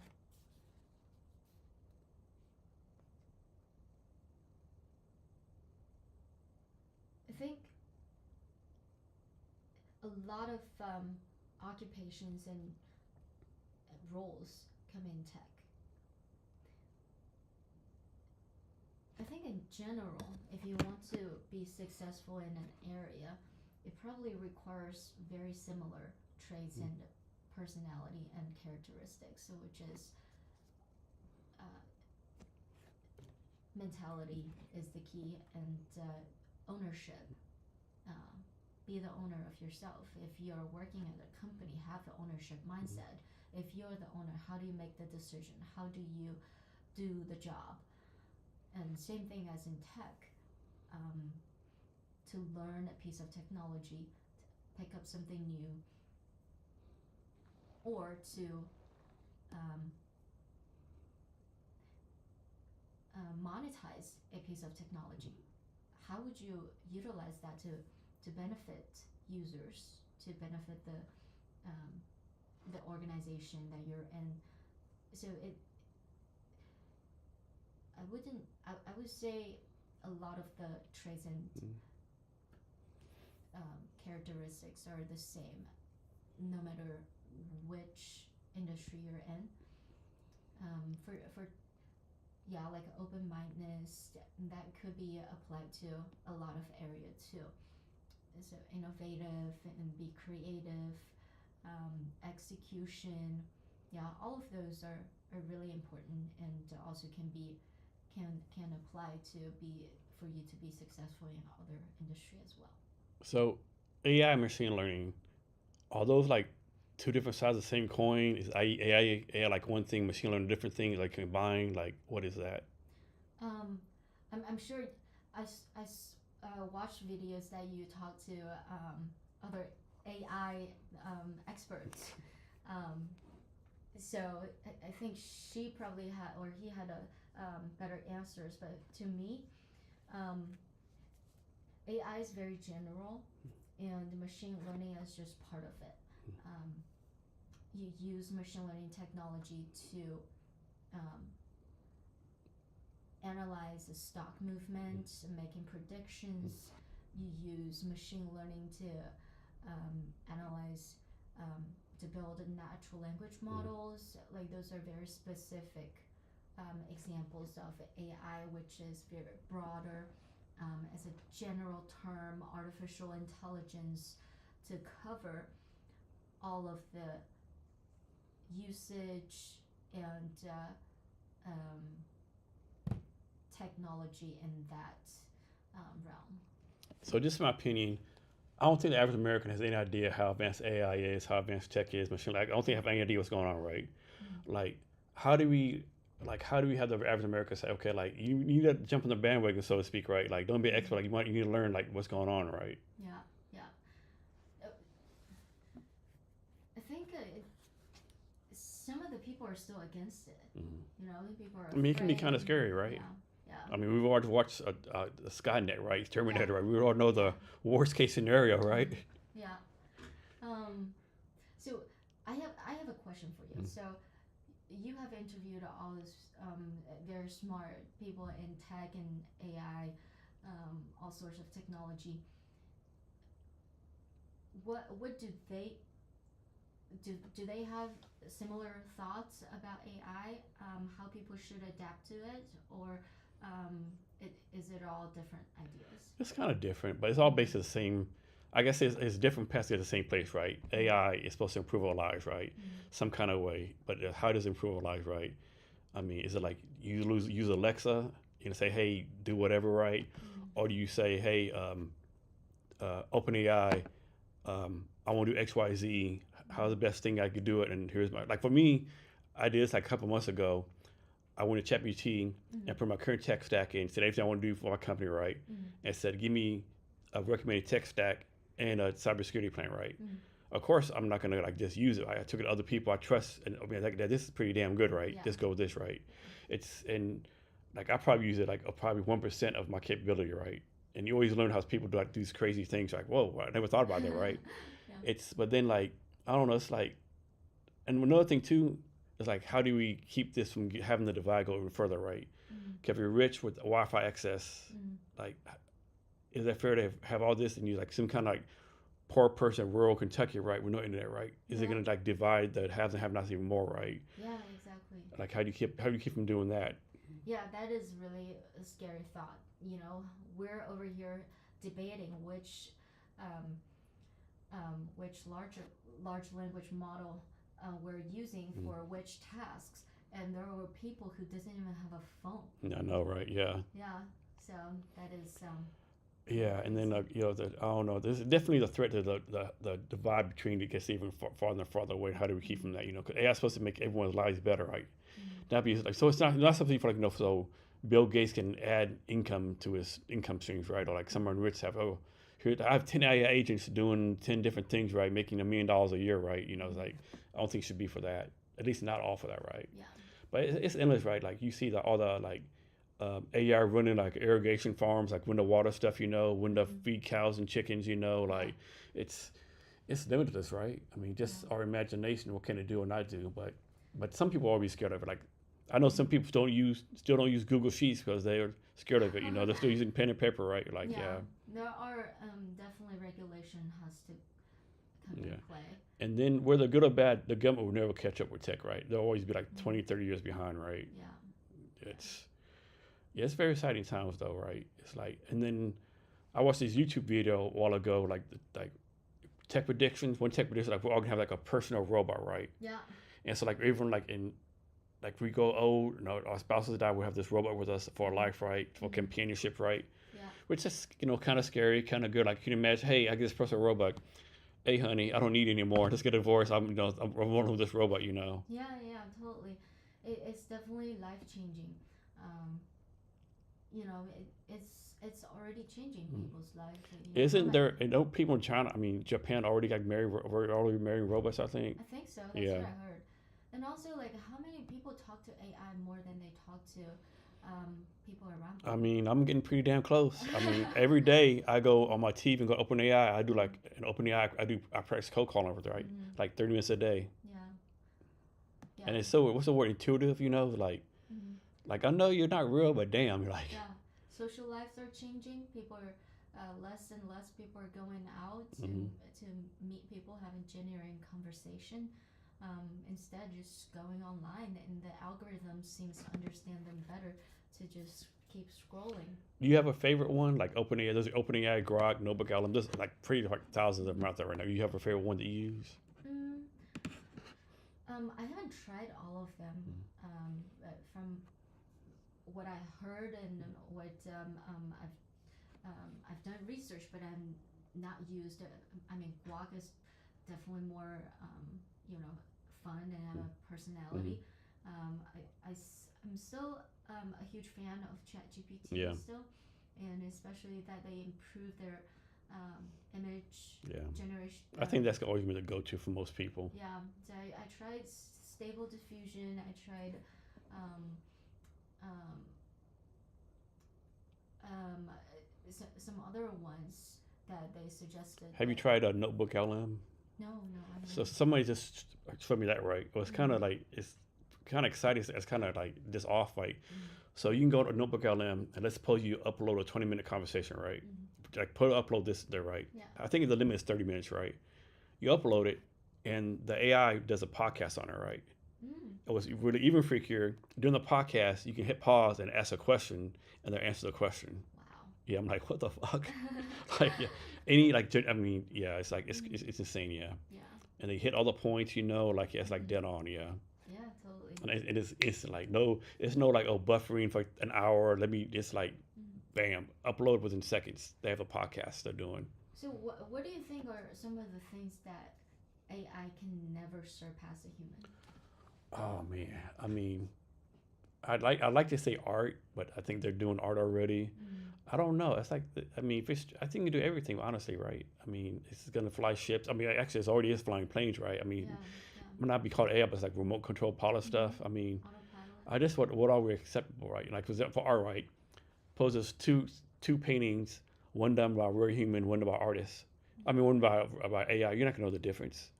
Are you gonna say, hey, I'll pay this human $1,000? I'll pay this robot like nothing, right? Because it's not human, right? It's like, yeah, it's. I think I think OpenAI is actually getting sued by the New York Times because they, sort of like, stole, stuff, copyrighted Yeah. stuff, I was on top of head. I mean, there has to be something, right? I mean, well, I hope that they could never be a mother to a kid, right? That'd be one thing. Hopefully that, Yeah. I definitely don't think I don't want AI robots raising my kids, right? But we might, get there one day, What about emotion? Do you think AI will woke and to have Emotions. So man, have you heard of this? Not all the same thing, but have you heard of Cursor AI? So basically, like it writes code for you, right?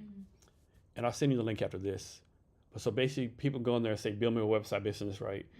And so it was helping someone code, and it did 800 lines of code, and it stopped and said, "Hey, I've done 800 lines of code for you right now. I don't think you're learning anything. You need to do the rest yourself." Yeah, actually, let me see if I can pull it up real fast.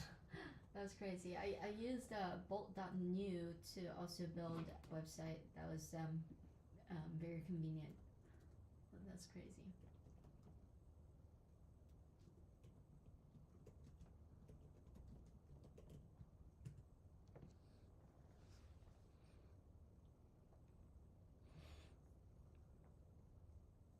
Okay, that's not the right one.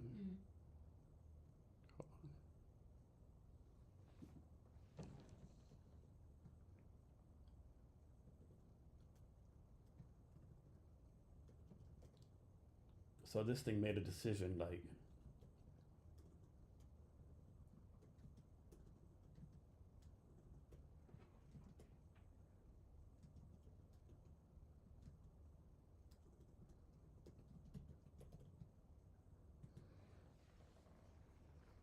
there it is.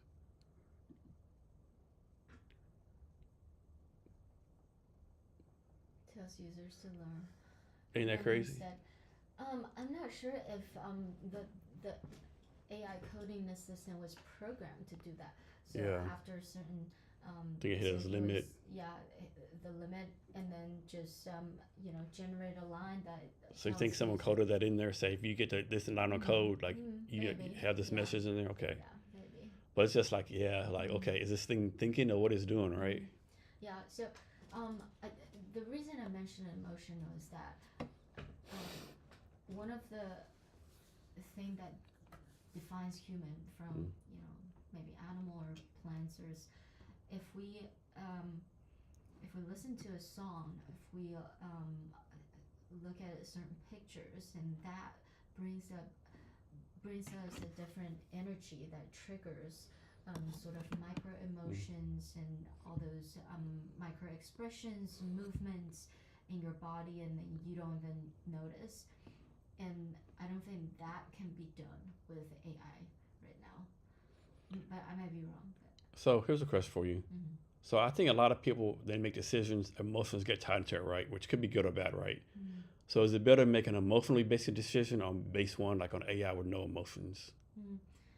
But also I heard that, listen to your gut, because human is actually a very precisely built machine, and a lot of times our intuition, our subconscious sense the danger, sense the uncomfortableness in a situation that tells you leave, tells you to go. But for a machine, it doesn't have that sixth sense built into them. So and plus, a machine can go 24/7. We have to shut down every once in a while, like reading jobs and stuff. Yeah. What scares you about AI? What were your fears about AI? My fear?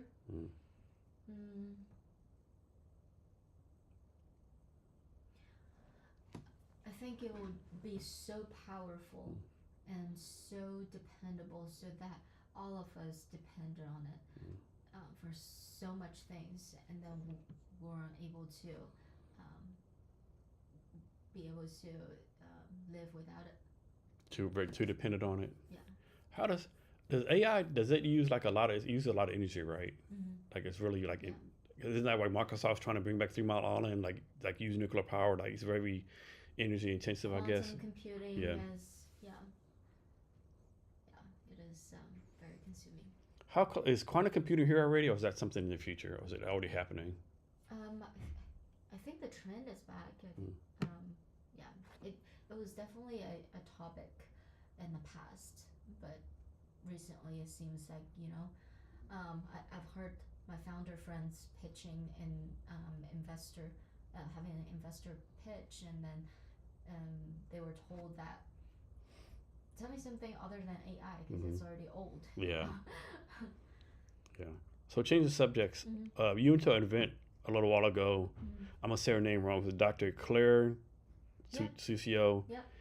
and I think it's called Wabi Sabi. Did I say that right? Wabi-sabi, yes. Yeah. So I recently learned about it right now. Can you Mhm. tell people about that? Yeah, wabi-sabi is a Japanese term, basically telling people to be grateful and appreciate um, the existing beauty in its natural way.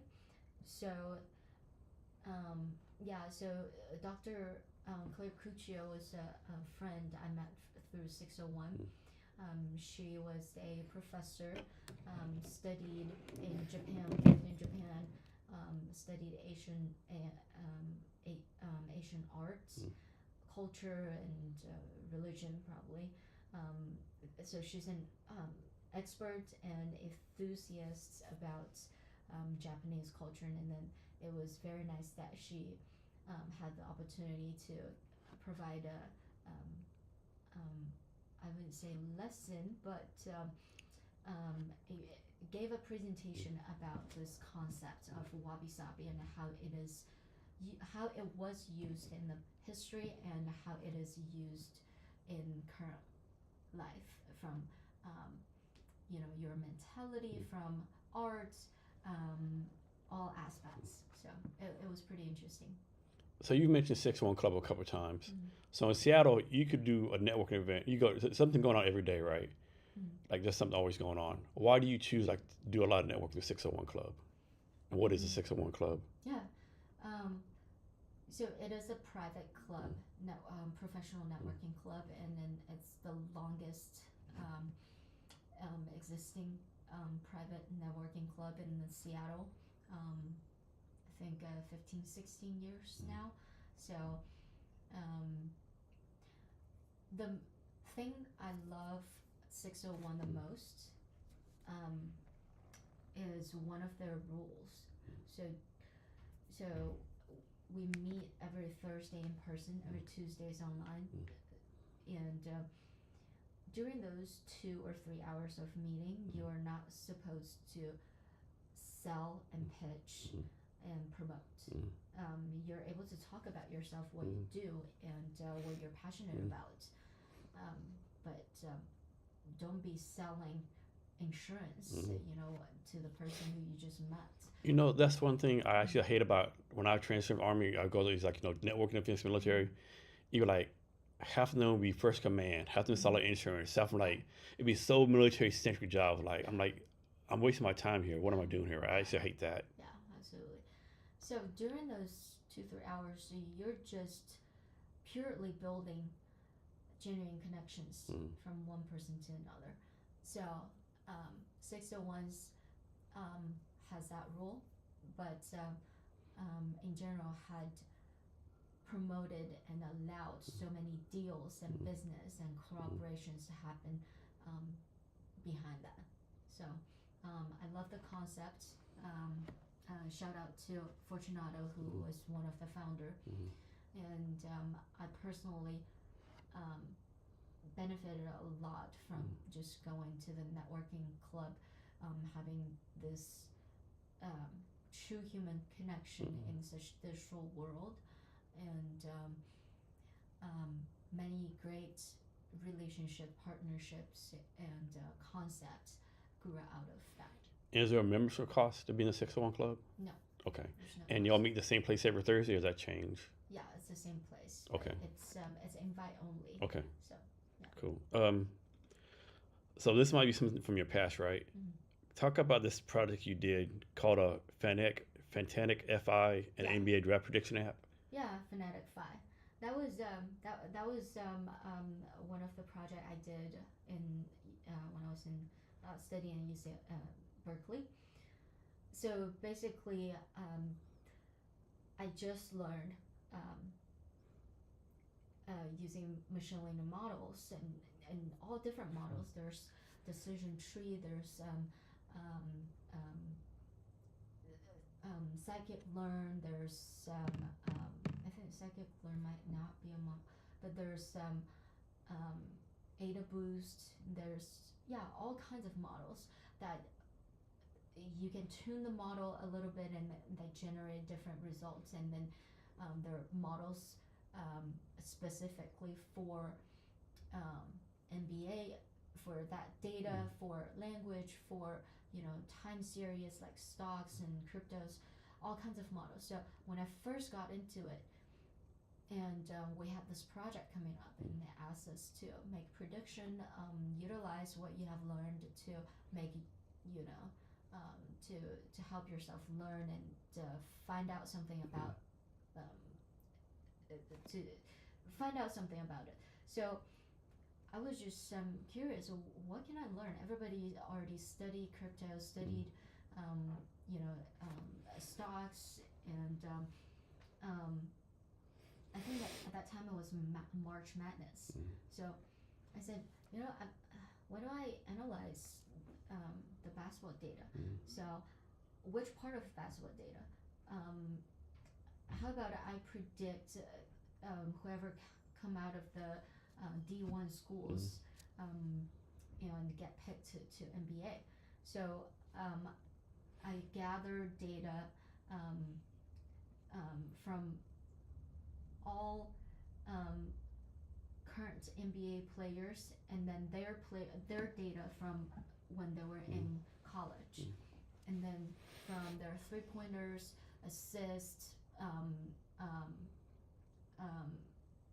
free throws, blocks, and all of that. So analyze that, put that into, build a model, put that into there, and test out who are most likely to be picked to be NBA. So I forgot if I have put personal height and weight into the model. Probably not, or maybe I did in one of the analysis and took them out. But I was able to make like 80% or something like that accuracy for that year, based on the data. So it might be, it probably still needs to be tweaked a little bit, and now more models and more technology are here to refine that analysis.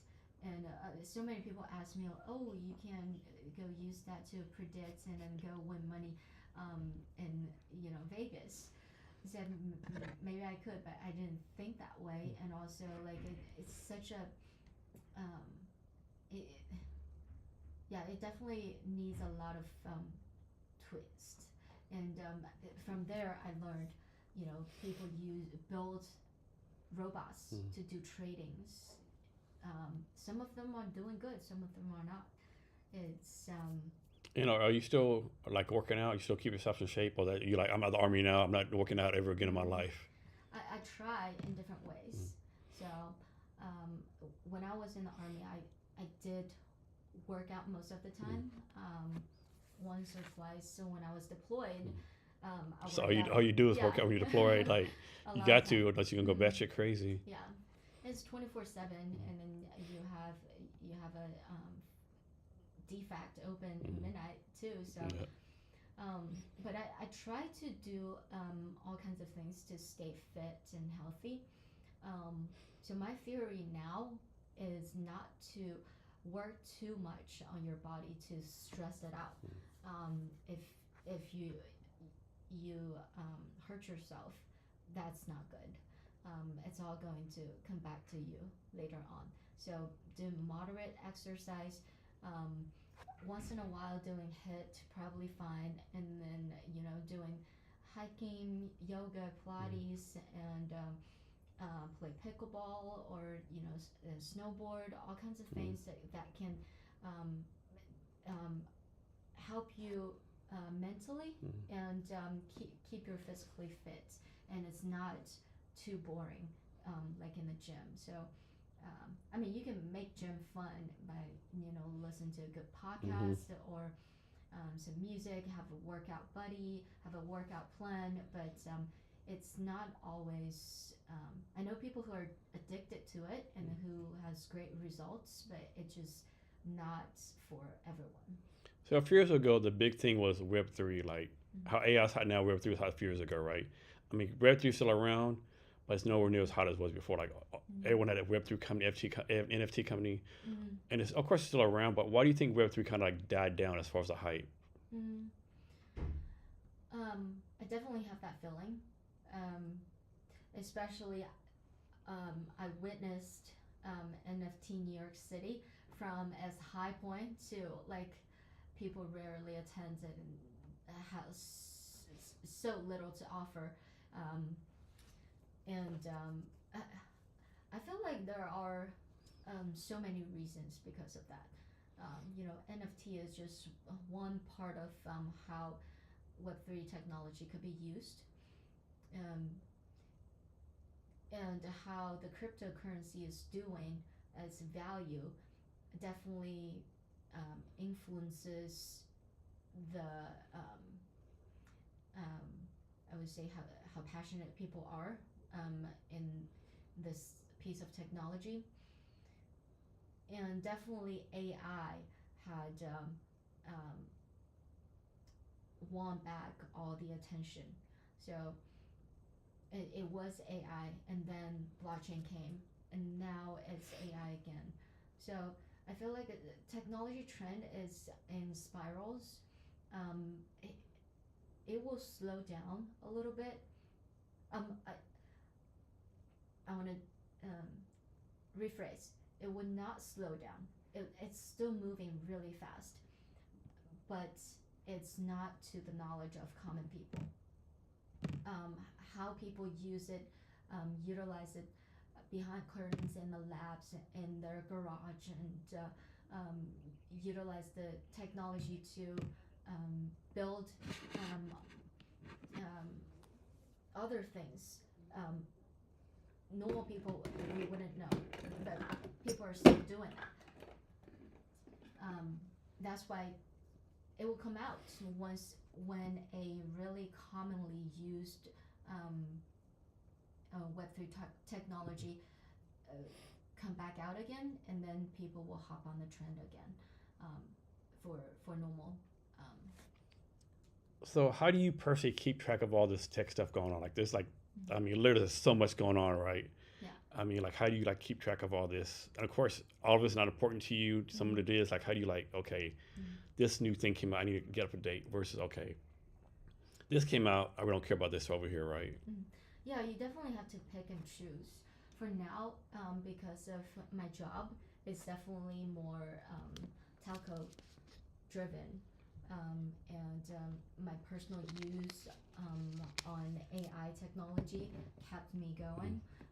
So I'll here and there I'll follow some news. I'll try some different models and play it around with the technology. Um, I definitely listen to some podcasts talking about technology. And yeah, it's so hard to keep track of it, and even my you know friends in tech and um, um, in startups, so it's even hard for them. So you have to find your um, find your focus. Do you have like your own startup idea that you want to do one day? I do. Okay. Yeah, yeah. So maybe we'll talk about um, next time. Next time, okay, Yeah. okay. So top secret, okay. Mhm. Um, so what do you see the future of Panda Mobile? Mm, the most I want to see is that it has brought convenience, has become a meaningful thing um, to help Chinese immigrants living in the U.S. with their life, to help them live better. Um, and beyond that, I hope to take this momentum and energy and invest that into maybe benefiting other immigrants um, in the U.S.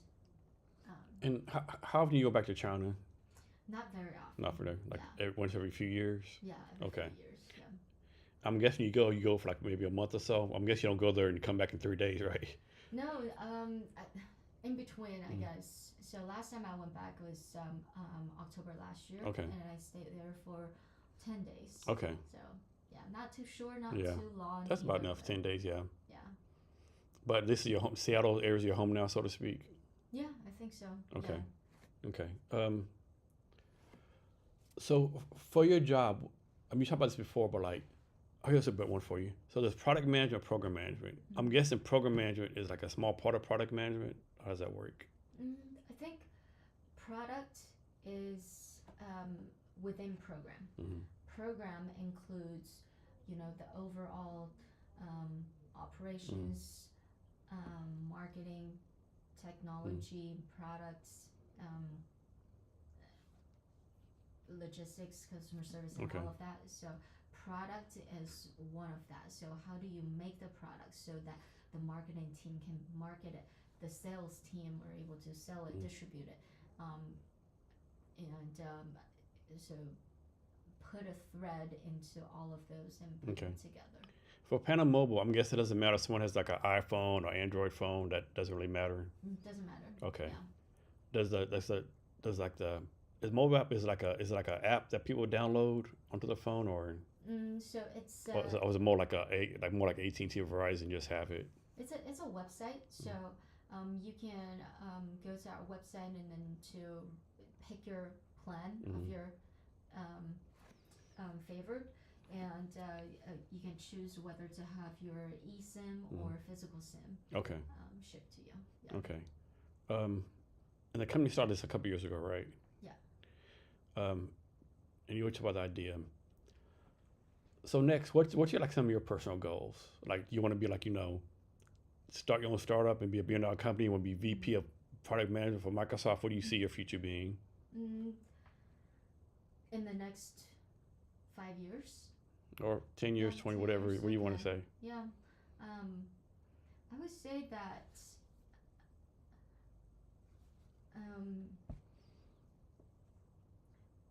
I definitely want to be my own boss and then whether lead a team or by myself with a lead AI,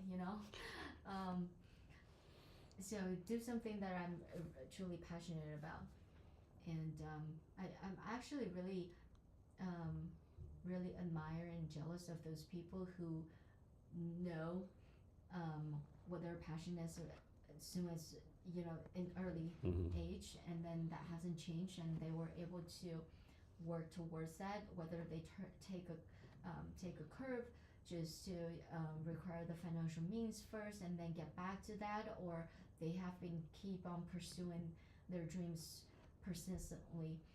So I really admire people like that, because I think for me it's sort of hard for me to find that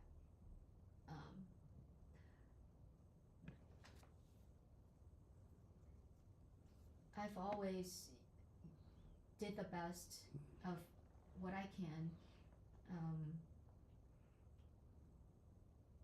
but sort of just coming within me, finding that one passion towards one thing that I really want to master it, and whether making money out of it or not, I don't care. That one, it's so hard for me to find, and I'm not afraid of sharing that here, because that's one of the reasons that prevented me to come on your podcast. You have reached out to me in the past, but I just didn't know that compared to all the podcasts I've listened to, of course those are experts on different podcasts giving out their opinion, who has wrote books before, who were professors in schools and life coach and all of that, so who has achieved what they are passionate for. But what can I offer? What am I interested in mastering and bringing value to the table? That has been in my mind for the longest, and the reason why I decided to join you on this podcast now is because, not because that I found that inner passion already, It's because I know that there's something that I'm actually good at doing, which is reinventing myself based on my different situation, different um, scenarios, maybe forced, maybe chosen, maybe I chose it, regardless. But I was able to do that with the resources that I was given. So, do I still want to find that inner passion? Yes. But does that bother me, that preventing me to share who I am with you and with your audience, um, and share my struggle, um, what I'm looking for? No, because maybe sharing it will actually helping me to have a clearer path on what I'm looking for. And I do think that it make me more confident on what I'm good at, and not to worry too much about um, whether I made a good decision or bad decision now, whether I would regret in the future I should have gone to the other side, um, but just invest 120% of doing the best you can now, and then see where that leads to. Maybe it will lead me to find my inner passion. Maybe it will lead me to become um, my own business owner. Maybe that will lead me to um, driving Panda Mobile to the highest place, or a different company. I don't know, but I just know that nobody could predict either. So by investing in the present, um, will benefit me for the long term. So that's what I learned in the past, and that's what I want to share. And um, maybe people could resonate as well. So yeah, that has um, gave me courage to Well, share. I'm so glad you finally said yes.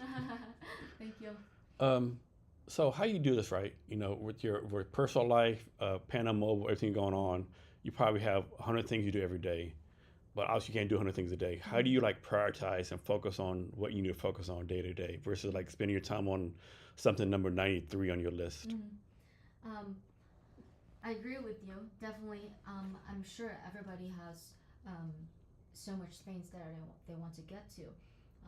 I think having a to-do list is extremely helpful. So you mark the dailies that you need to do, and then you add all of them, and maybe you can rank them periodically um, by priority. But definitely, um, what helped me the most was having a set time on doing things. So I have a set time for focusing on this part of the projects for the Chinese segment. I have this set time to do other things, and then I have this set time for networking, for my personal time, all of that. So having a set time definitely allows me to focus better on just that topic, because I know that if I don't do that now, later on I won't have other dedicated time to do that. And then having the be able to check off on things that you planned out, that gives you a burst of dopamine, for sure, that you have accomplished something. And then at the end of the week, you see it so many checked off, so many crossed outs, that just provides a feedback for how much effort you have put in to improve this week. The Panda Mobile team, you got like all over the United States, based in Seattle. Like, how's that work? Yeah, so it's mainly remote, so all of the U.S. So how do y'all deal with like the different time zones, right? I think a lot of people remote work's good until like you're like one person's in Seattle, one's in like Japan, one's like you're like how do y'all manage the like does it run off Seattle time? Like the whoever the CEOs do at how to talk about it, work through that. Yeah, so we have people on East Coast, Mountain Time, and Pacific. So, yes, it's just sometimes you have to just get up for early meetings. For my previous job, I had to work with team in India, so I wake up 6 a.m. for a call. So like it's very flexible how you want to utilize your time. Maybe you get up and then get things done early, and then you take a lunch break, and you take a walk, and then come back and get more focus and quality work done in the afternoon. That it's I feel like what remote job really beneficial is that people don't work for time, but people who work for a quality result. So for Panda Mobile, like personally as your role as a VP, what's your like your number one priority for the rest of the year? What do you want to have? What do you want to accomplish? Personally, I definitely want to uh, build build a team, just like how we do in the military. That we trust each other, we work well with each other. That is, we get things done. So build a team that is very goal oriented, execution oriented, and so um, build the um,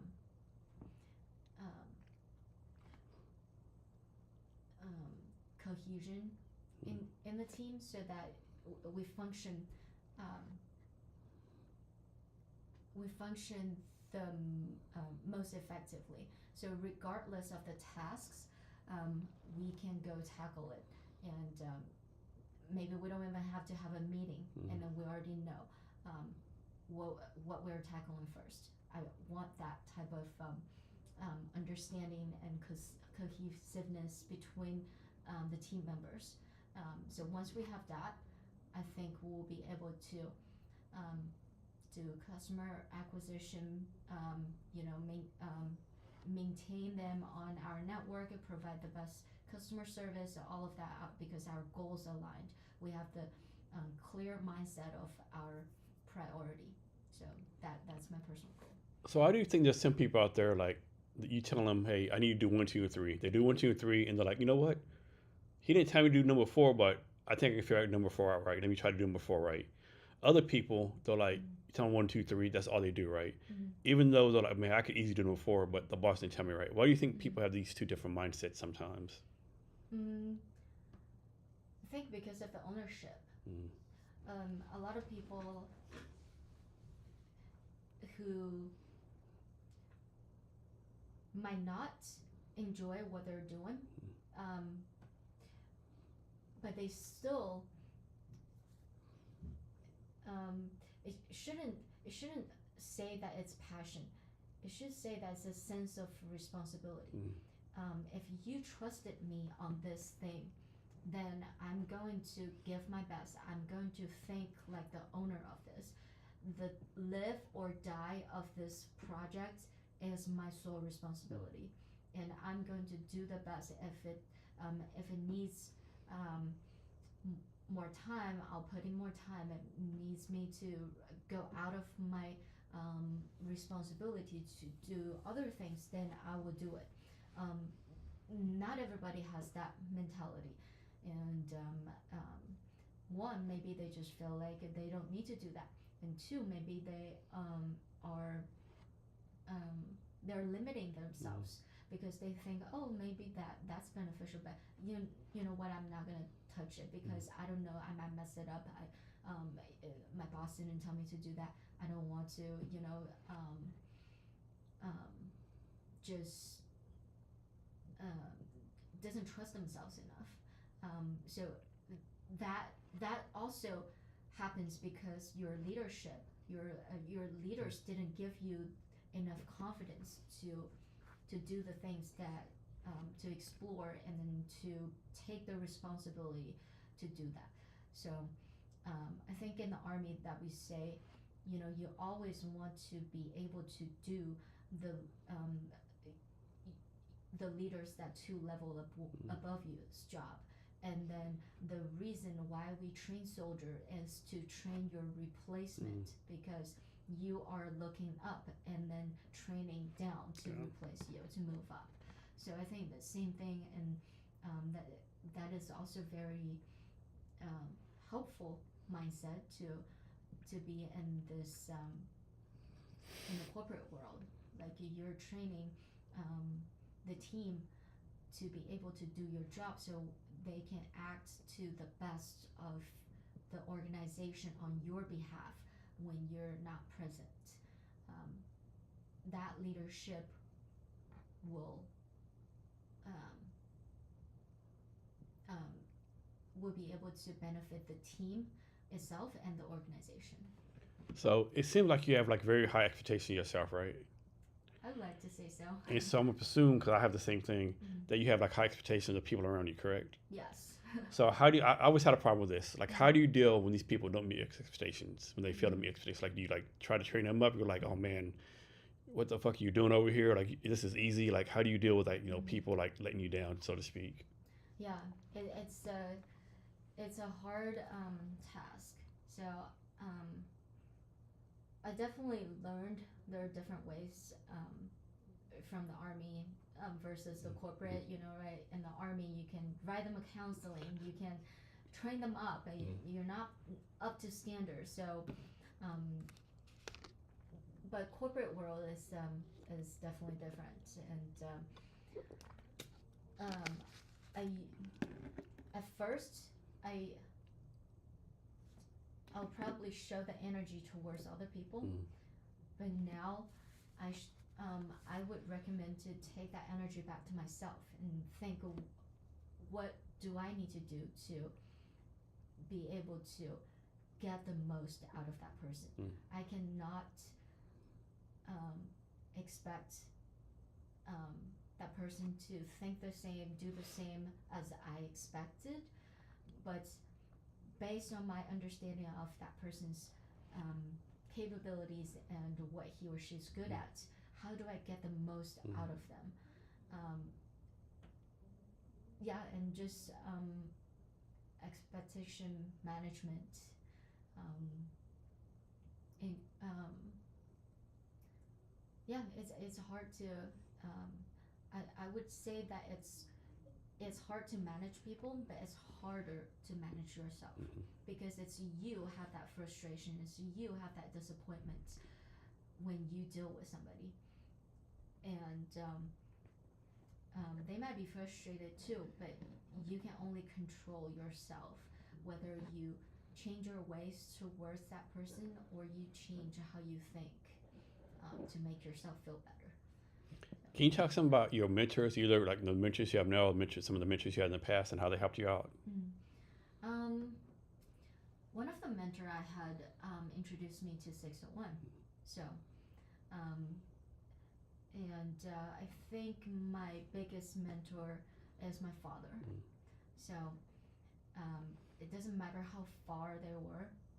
We always have this weekly chats and FaceTime each other. So sometimes I'll share what's happening around me. Sometimes I don't, but he will, based on his experience and his what he has seen in the on the news lately or in the past or whatever story I shared about my life, he will come up with something. He'll always come up with a topic, something to teach me, share with me, and then we'll discuss. And then I think I benefit a lot from that, but also that has built a lot of pressure for me, and also in a sense push me to be competitive, be have high standard for myself, because you know my father has invested so much in leading me.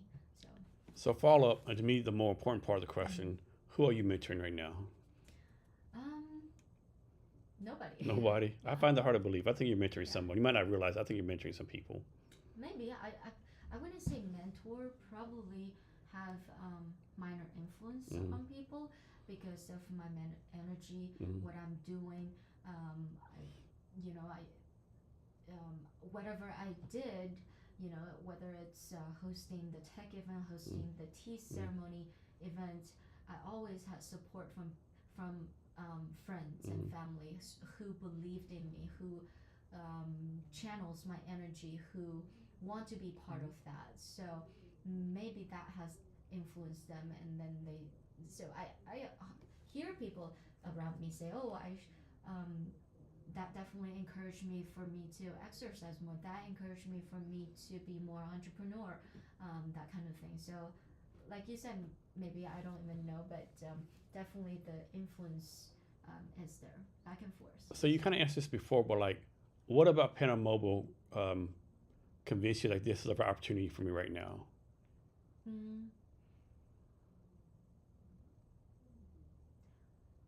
I don't think Panda Mobile convinced me. I think what I have lived through convinced myself, because when I first came to the States in University of Kentucky, I think I came with a Chinese phone. It was a Sony, and I think my parents put on like a international roaming, which was really expensive, and I had my laptop. I had downloaded QQ, which is the WeChat back then, so I was able to keep internet communication with my parents and video chat with them on there. So, but I walked. I don't know how long, but it was hot in the summer. Where I came from, the weather was all year round spring. So it was hard for me to deal with like a 90, 100 degrees in the hot Lexington, Kentucky weather, and I had to walk like the I was wearing flip flops because that's what I saw and what I learned and what I adapted. So I was walking in black flip flops in the hot summer day. It was hot. The flip flops were hot. So I walked outside campus trying to find an AT&T store to get my phone service.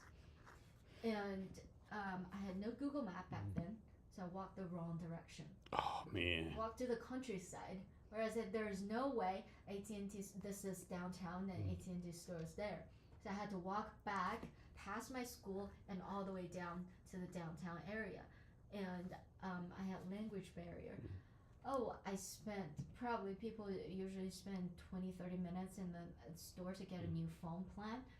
Like I spent a huge amount of time there trying to understand, compare, and I don't even know. I was scared of asking questions, and whatever I asked, I don't even understand half of it. To get the right plan, and when I get back, I know I had some issue with it, and then I don't want to call customer service because understanding people in person was already difficult for me. Not be able to reading your lips and just hearing from the phone, and sometimes it's not very clear, is not gonna do me good. So I had to wait until my roommate come home come back to the dorm from her class and ask her to call and then explain to her what's going on, and from that experience was memorable. So it was like 16 years ago. I can still remember that. And when I brought up to this project, I was one of the few on the Panda Mobile who speaks Chinese, and that had brought me back to that moment when I walked hot summer weather to get my first phone plan in the U.S. And I know now people don't do that because they have WhatsApp, they have WeChat, they have Google Map on their phone. They probably won't go through all of that in extreme, but still to benefit them even a little more. Maybe that's what we could do. Yeah. So why the University of Kentucky versus all the colleges on the West Coast? Yeah. The West Coast has a big Asian populations. There's Texas, Mhm. like Kentucky's like just so random to me. Yeah, yeah. Um, so I one, um, that was one of the schools that I qualified for. Mm. So my language test and my ACT test um, was just regular. My language test actually is a little bit better than a lot of people at that time, but my ACT I didn't do too well. I got 20, I think. So I applied for probably 10 schools, and Kentucky was one of the ones. And then at that time, nobody knows what major is and what I'm gonna study, what I'm gonna do in the future. So I just based on listening to the teacher in the international school, they were saying that hey, you seems like your attention to detail, and then you're a quiet girl, and then you study very hard, and you are smart.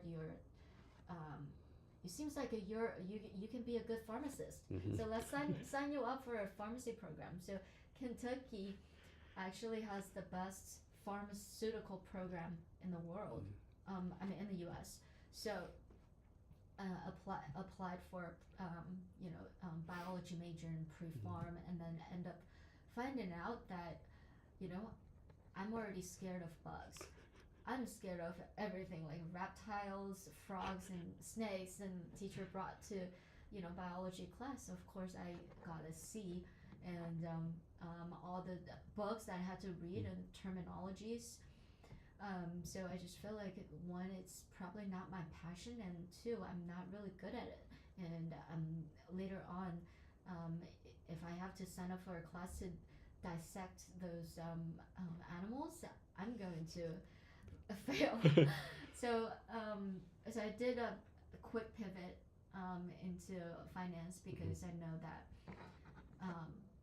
whether I pursue finance or not, having a finance skill to manage my own money is always good. So. And before going to UK, were you already a big basketball person? Did you realize what a big basketball school Kentucky was? I heard. It was one of the topic when you share, hey, I'm going to UK, and people, half of the people say, wait, you're going to United Kingdom, and then the other half say, oh, you're lucky, they have one of the best basketball programs there. So I was there when John Wall was there. Okay. So oh, wow. It was pretty fun, memorable. Standing late at night waiting for student tickets and all that. And then I went to my first football game too. And but that was a culture shock going to SEC football game. Totally. You're like, probably, what in the world is this? Yeah. Like. So I remember my roommate took me. So basically, my roommate was my first American influencer. She took me home for Christmas and Thanksgiving. Really nice, in Louisville, Kentucky. And then she took me to parties and where I don't drink, and I just watch and take care of my roommate, take her home. And then also she took me to basketball games and all those school events, football games. The social part of college. Yeah. Yes. So she said, hey, we're going to a football game. I said, what time is it? Oh, it's 1 p.m. I said, cool. So I was doing homework, of course, at the time, and then it was like 9 a.m. and my roommate woke up and said, hey, let's go. It's game time. Like, you look probably like, what? Yeah. What am I missing here? Yeah, I thought the game isn't starting until 1, and then she said, but we got pre-party. Got a pregame. Got a pregame. Yeah, the tailgate. Yeah, tailgate. Yeah. Yeah. So what is tailgate? And then when I got there, everybody started drinking in the parking lot, and I learned about that, and then suddenly realized why people are so crazy, because they're drunk already. Yeah. Oh, this is American culture they're talking about. Yeah. So did you become a bourbon drinker in Kentucky? No. I actually probably only drank once. In Kentucky. Okay. Like, I was really cautious. I have friends who, like drinking every weekend and having those crazy house parties. Yeah. Um, yeah, I was outside of that. Okay. All right. Um, and so you have pretty good experience there, then I'm guessing. Yeah, I Okay. think I'm pretty lucky to Okay. meet a few very nice friends. So let's suppose there's a young lady, 18, 19 years old, somewhere in China now, and she's thinking about going to college in the United States. What advice do you have for this person? Mm,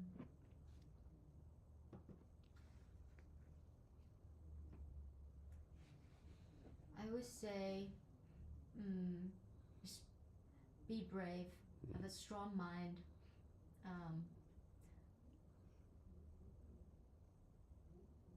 be open-minded, and just have some fun, and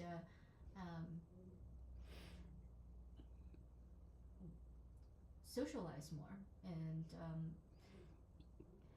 you know, um, study is important for sure. You know, maybe like different people have different study standard, um, but definitely um, outside of that, enjoy life. And how often do you still code, or that's a part of your life that you don't do anymore? Not anymore. So, Okay. um, so during my internship with Splunk, so my role was software engineer during performance testing. Mm-hmm. I had no idea what performance test was. I only coded Python just a little bit.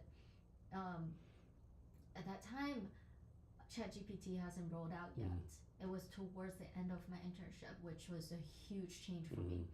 So I was set to do this project, and first I had to learn what am I doing? I'm automating, testing, building a virtual environment to spin up some tenants living in this virtual environment and test out how stable, how much load it could take, and I had no idea what that is. So I have to teach myself all that language. I have to study other people's code, and with somebody who had no coding or much coding experience, it was extremely hard.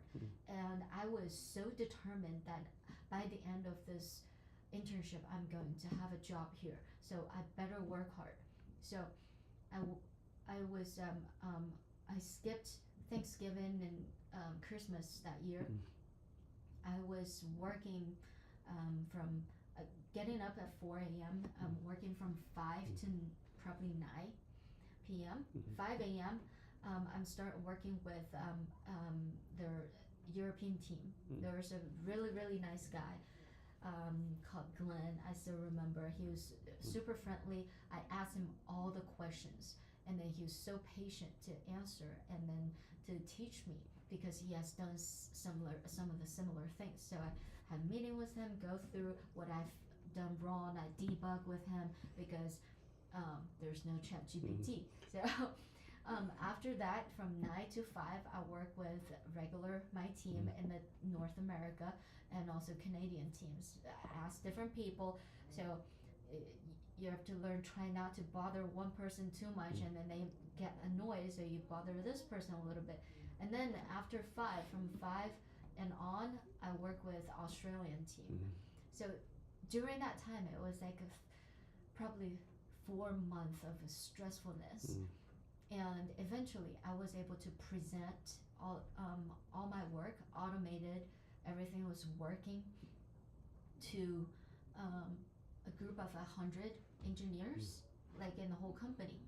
So to me, that was unbelievable. Like, and that also,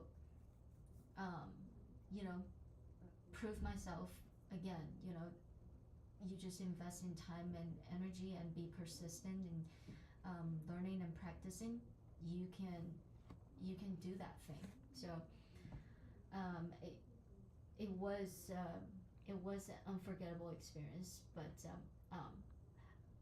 I'm not good at that. And spending time to do what you're not good at, to improve what you're not good at, um, was not very effective. Mm. So instead, um, I was looking for opportunities to double down on what I was good at. And then, very conveniently, at that time, even after I finished, I extended my internship and finished that. And the mass layoff happened. So they didn't have a head count back then, 3 months ago, and they're laying people off by the time I finish. So I wasn't able to get in to work with the company anymore. So I was off the program, just looking for jobs and running OffChain, running events, and then doing interviews, coffee chats, networking, and eventually landed my previous job, which was data analyst. So what would your 19-year-old self say about you now? Where your 19-year-old self said, yeah, you're doing great in life, or like, you're not doing good enough, you're doing well. What do you think your 19-year-old self would say about you right now? You could do better. Something told me you would say something like that. Yeah. So I think always had a higher standard. But that can be a blessing and a curse, though, right? Because it's a blessing because you try to do more, but it can be a curse. It can be a curse, like you're doing the best you can, and you try to almost destroy yourself, right? Like. Yeah, I was smacker. Yeah. Do your family from China ever come in to visit you? Yeah, they're actually coming in June. Okay. This year, so. Nice. Parents, so. Nice. Got any brothers and sisters? No. No, just you. So it was really hard on them. So were you a spoiled brat coming up, as they say? You can say so, Yeah. but also I'm a nice spoiled. Yeah. I'm still working my ass off on a lot of things. Yeah, that's good. That's good though. And I always respect my family. So that's one of the things that I don't get and I don't quite understand is how like the younger generation's not as respectful. You know what? I think that's every generation. You go back to 1,000 years. Like my generation's the best. My parents' generation don't know what they're doing. My kids are like fucking lazy jackasses. I think it's every generation does that. Yeah. I don't think that ever changes. I see. At least my opinion, right? Like I'm a Gen X. Boomers know nothing about tech. Generation Z, like, man, what are they doing? Yeah, I don't know. I think it's just part of life. Yeah. What kind of stuff besides 601 Club? Any other networking you do?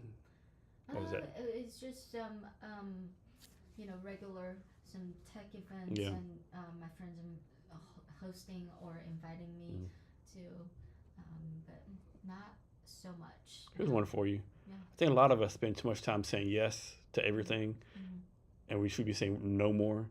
Like, how do you say no? Like, how do you know what to say no to? In the past, I was always the person who says yes. Yes, I'll do my best. I'll try, and I ended up forcing myself, even though some of the cases I didn't want to, and then sometimes I have to come up with reasons to make myself feel comfortable to tell that reason to the person that I can't make it. But now I've learned my lesson. The easiest, faster way to make people feel the best is to just say no right away. When you have a doubt, when you have a hesitation, just say no. Because later on, that saves you so much time and energy to not get into all the weeds of what reason do I come up with, or do I go or not? I don't want to disappoint them and all of that. Just simply just say I'm not able to make it, and I know it's going to be fun. Enjoy. So I learned that from one of the podcasts I listened to. I don't remember where, but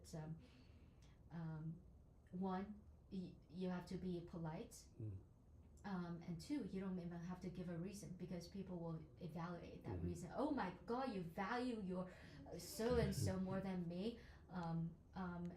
And three, you don't want to lie about your health. Oh, sorry, I'm sick. I don't want to go. What you say attracts the energy that comes to you, and you don't want to get sick after you lie, right? and 4, it's just you wish them happiness, and then people will tend to accept that. So is there anything I should ask you that I haven't asked you yet, or anything else you want to talk about? I think we talked about a lot. Yeah, it was. I have a question for you though. So Okay. it seems like it's always um, um, um, you you're very prepared. Um, um, like you asked me about one specific time of my experience, and then you jump to another, Mhm. and then jump back and forth, and that kept me you know um, if I want to say that I feel comfortable Uh-huh. talking about this, you kept me on edge, Uh-huh. on my toes, and talking about another things that kept me going. So is that a design strategy, or is that just you? No, it's how my mind works. To be Oh, honest with you, okay. yeah. Like how my mind works. Like I ask you a question, you're answering literally 10, 20, 30, 40, 50 questions going in my head, Mm-hmm. and I can't remember all right. So whenever you stop talking or whatever in my head, I ask. And something that I try to keep in my mind, like I want to ask a mental question, and then like you're talking, the mental question will disappear, then it'll come back. Exactly. Yeah. So yeah, it's just how my mind works. My mind is like it's all over the place. Yeah, because like how I prepare, like I get your bio, Mm-hmm. and I look on social media and like just make talking points. Mm-hmm. Stuff I want to talk about. Of course, the military veteran stuff that's Yeah. easy one because Yeah. my background too. Yeah. So yeah, just my mind works. Yeah. Are you ready to be great today? Yes. Every day. Yeah. Every day. Every day. Try my Yeah. best. Yeah. Yeah. Well, yeah, we covered a lot of stuff as usual. Mm-hmm. Can you share your social media or other ways for people to reach out to you? Yeah, so I'm on LinkedIn. Just find my name, Yanjun, Andrie Lin. So Yanjun, or Andrie, Andrie, Lin, last name Lin. So totally random, right? Mm-hmm. Why is it? I might be making this up. Why does it seem like most? Because I was in Vietnam for 9 days. Mm-hmm. Everyone there has like an English name. Yeah. You have an English name. Yeah. Why do people in Asia have an English name? Is that something you just do before you come to America? Like, how does that work? Mm-hmm. Yes. So when I was little, like probably 5, my parents sent me to my first English class. I don't even know what I was talking about. I was just repeating after them and clapping my hands.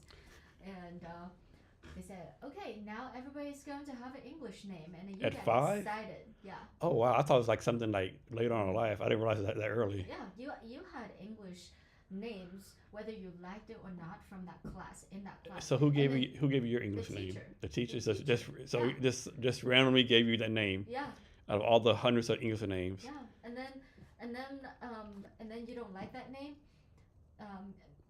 It's hard because you're already named that. Because you're stuck so with it, right? Find another class, or find another school, and then get a different name, or come up with your own name after you watch some American movies or something. And no one ever says like we're Chinese, we're Vietnamese, or whatever.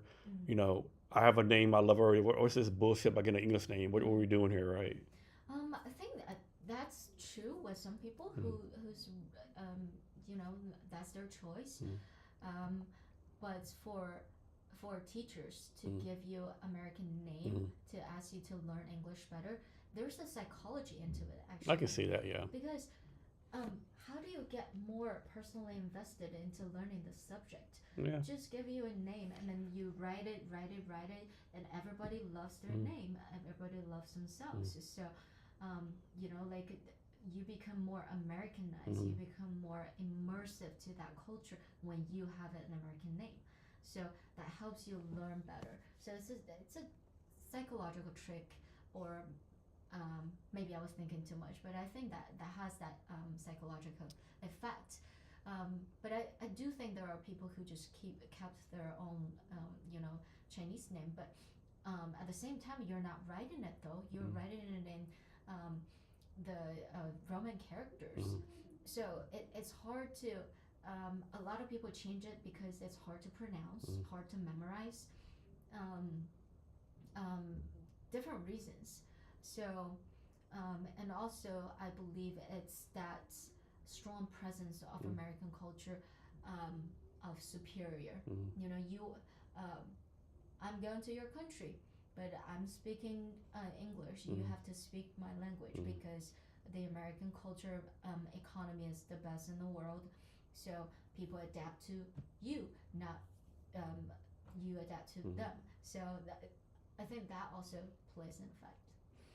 And so was America the goal? Was it like New Zealand, Australia, England, like the backup plan is always like America or bust as far as going to college? Um, it was America. Okay. Yeah. Whether it's LA or Kentucky, or whether it's Texas, Mm-hmm. um, Illinois, yeah, it's always America. Okay. Next. What else? So before we get out of here, can you give us any advice or wisdom or anything you want to talk about? Mm, I would say something that helped myself the most is just to stay in the peace of mind, and focus on present, because you can't change the past, and in the past you have made the best decision for yourself at that moment, and it's not fair to judge yourself, um, with the experience and the knowledge that you have now to judge the past of you, not making a right decision. um, but it's not fair, because the past you at that moment, with the level of knowledge and experience, made the best decisions. So there's no way for you to think the past and regret. And also there's you can plan for the future, but not to get too worried on whether I make a decision now, would that lead to a different route that I would regret that I didn't take option B, because it's sort of irrelevant too, because you never know um, what it's gonna lead to. For example, Jack Ma, he English was his best subjects in school. He studied and prepared and took the college entrance exam 3 or 4 times in his life, and he finally got into like a English as a language college. And because his English was so good, um, he got chosen to be a translator for a company, and he got sent to the U.S. during the .com era, and then he learned the American way. He learned PayPal and I think e-commerce, and then got it back, and then started his own companies. Did he know that not? Did he know that he every decision he made will lead him to one of the richest person in China? No, but he was just basically doing what's in front of him, and doing it best, and just let that path lead him to the next. And he could have chosen other options to, maybe it will lead to a different lifestyle, but it it's just irrelevant. So definitely focus on present, and give what you have. Hey, thank you for your time today. Really appreciate it. Thank you so much, Jason. And to our listeners, thank you for your time as well. Remember to be great every day.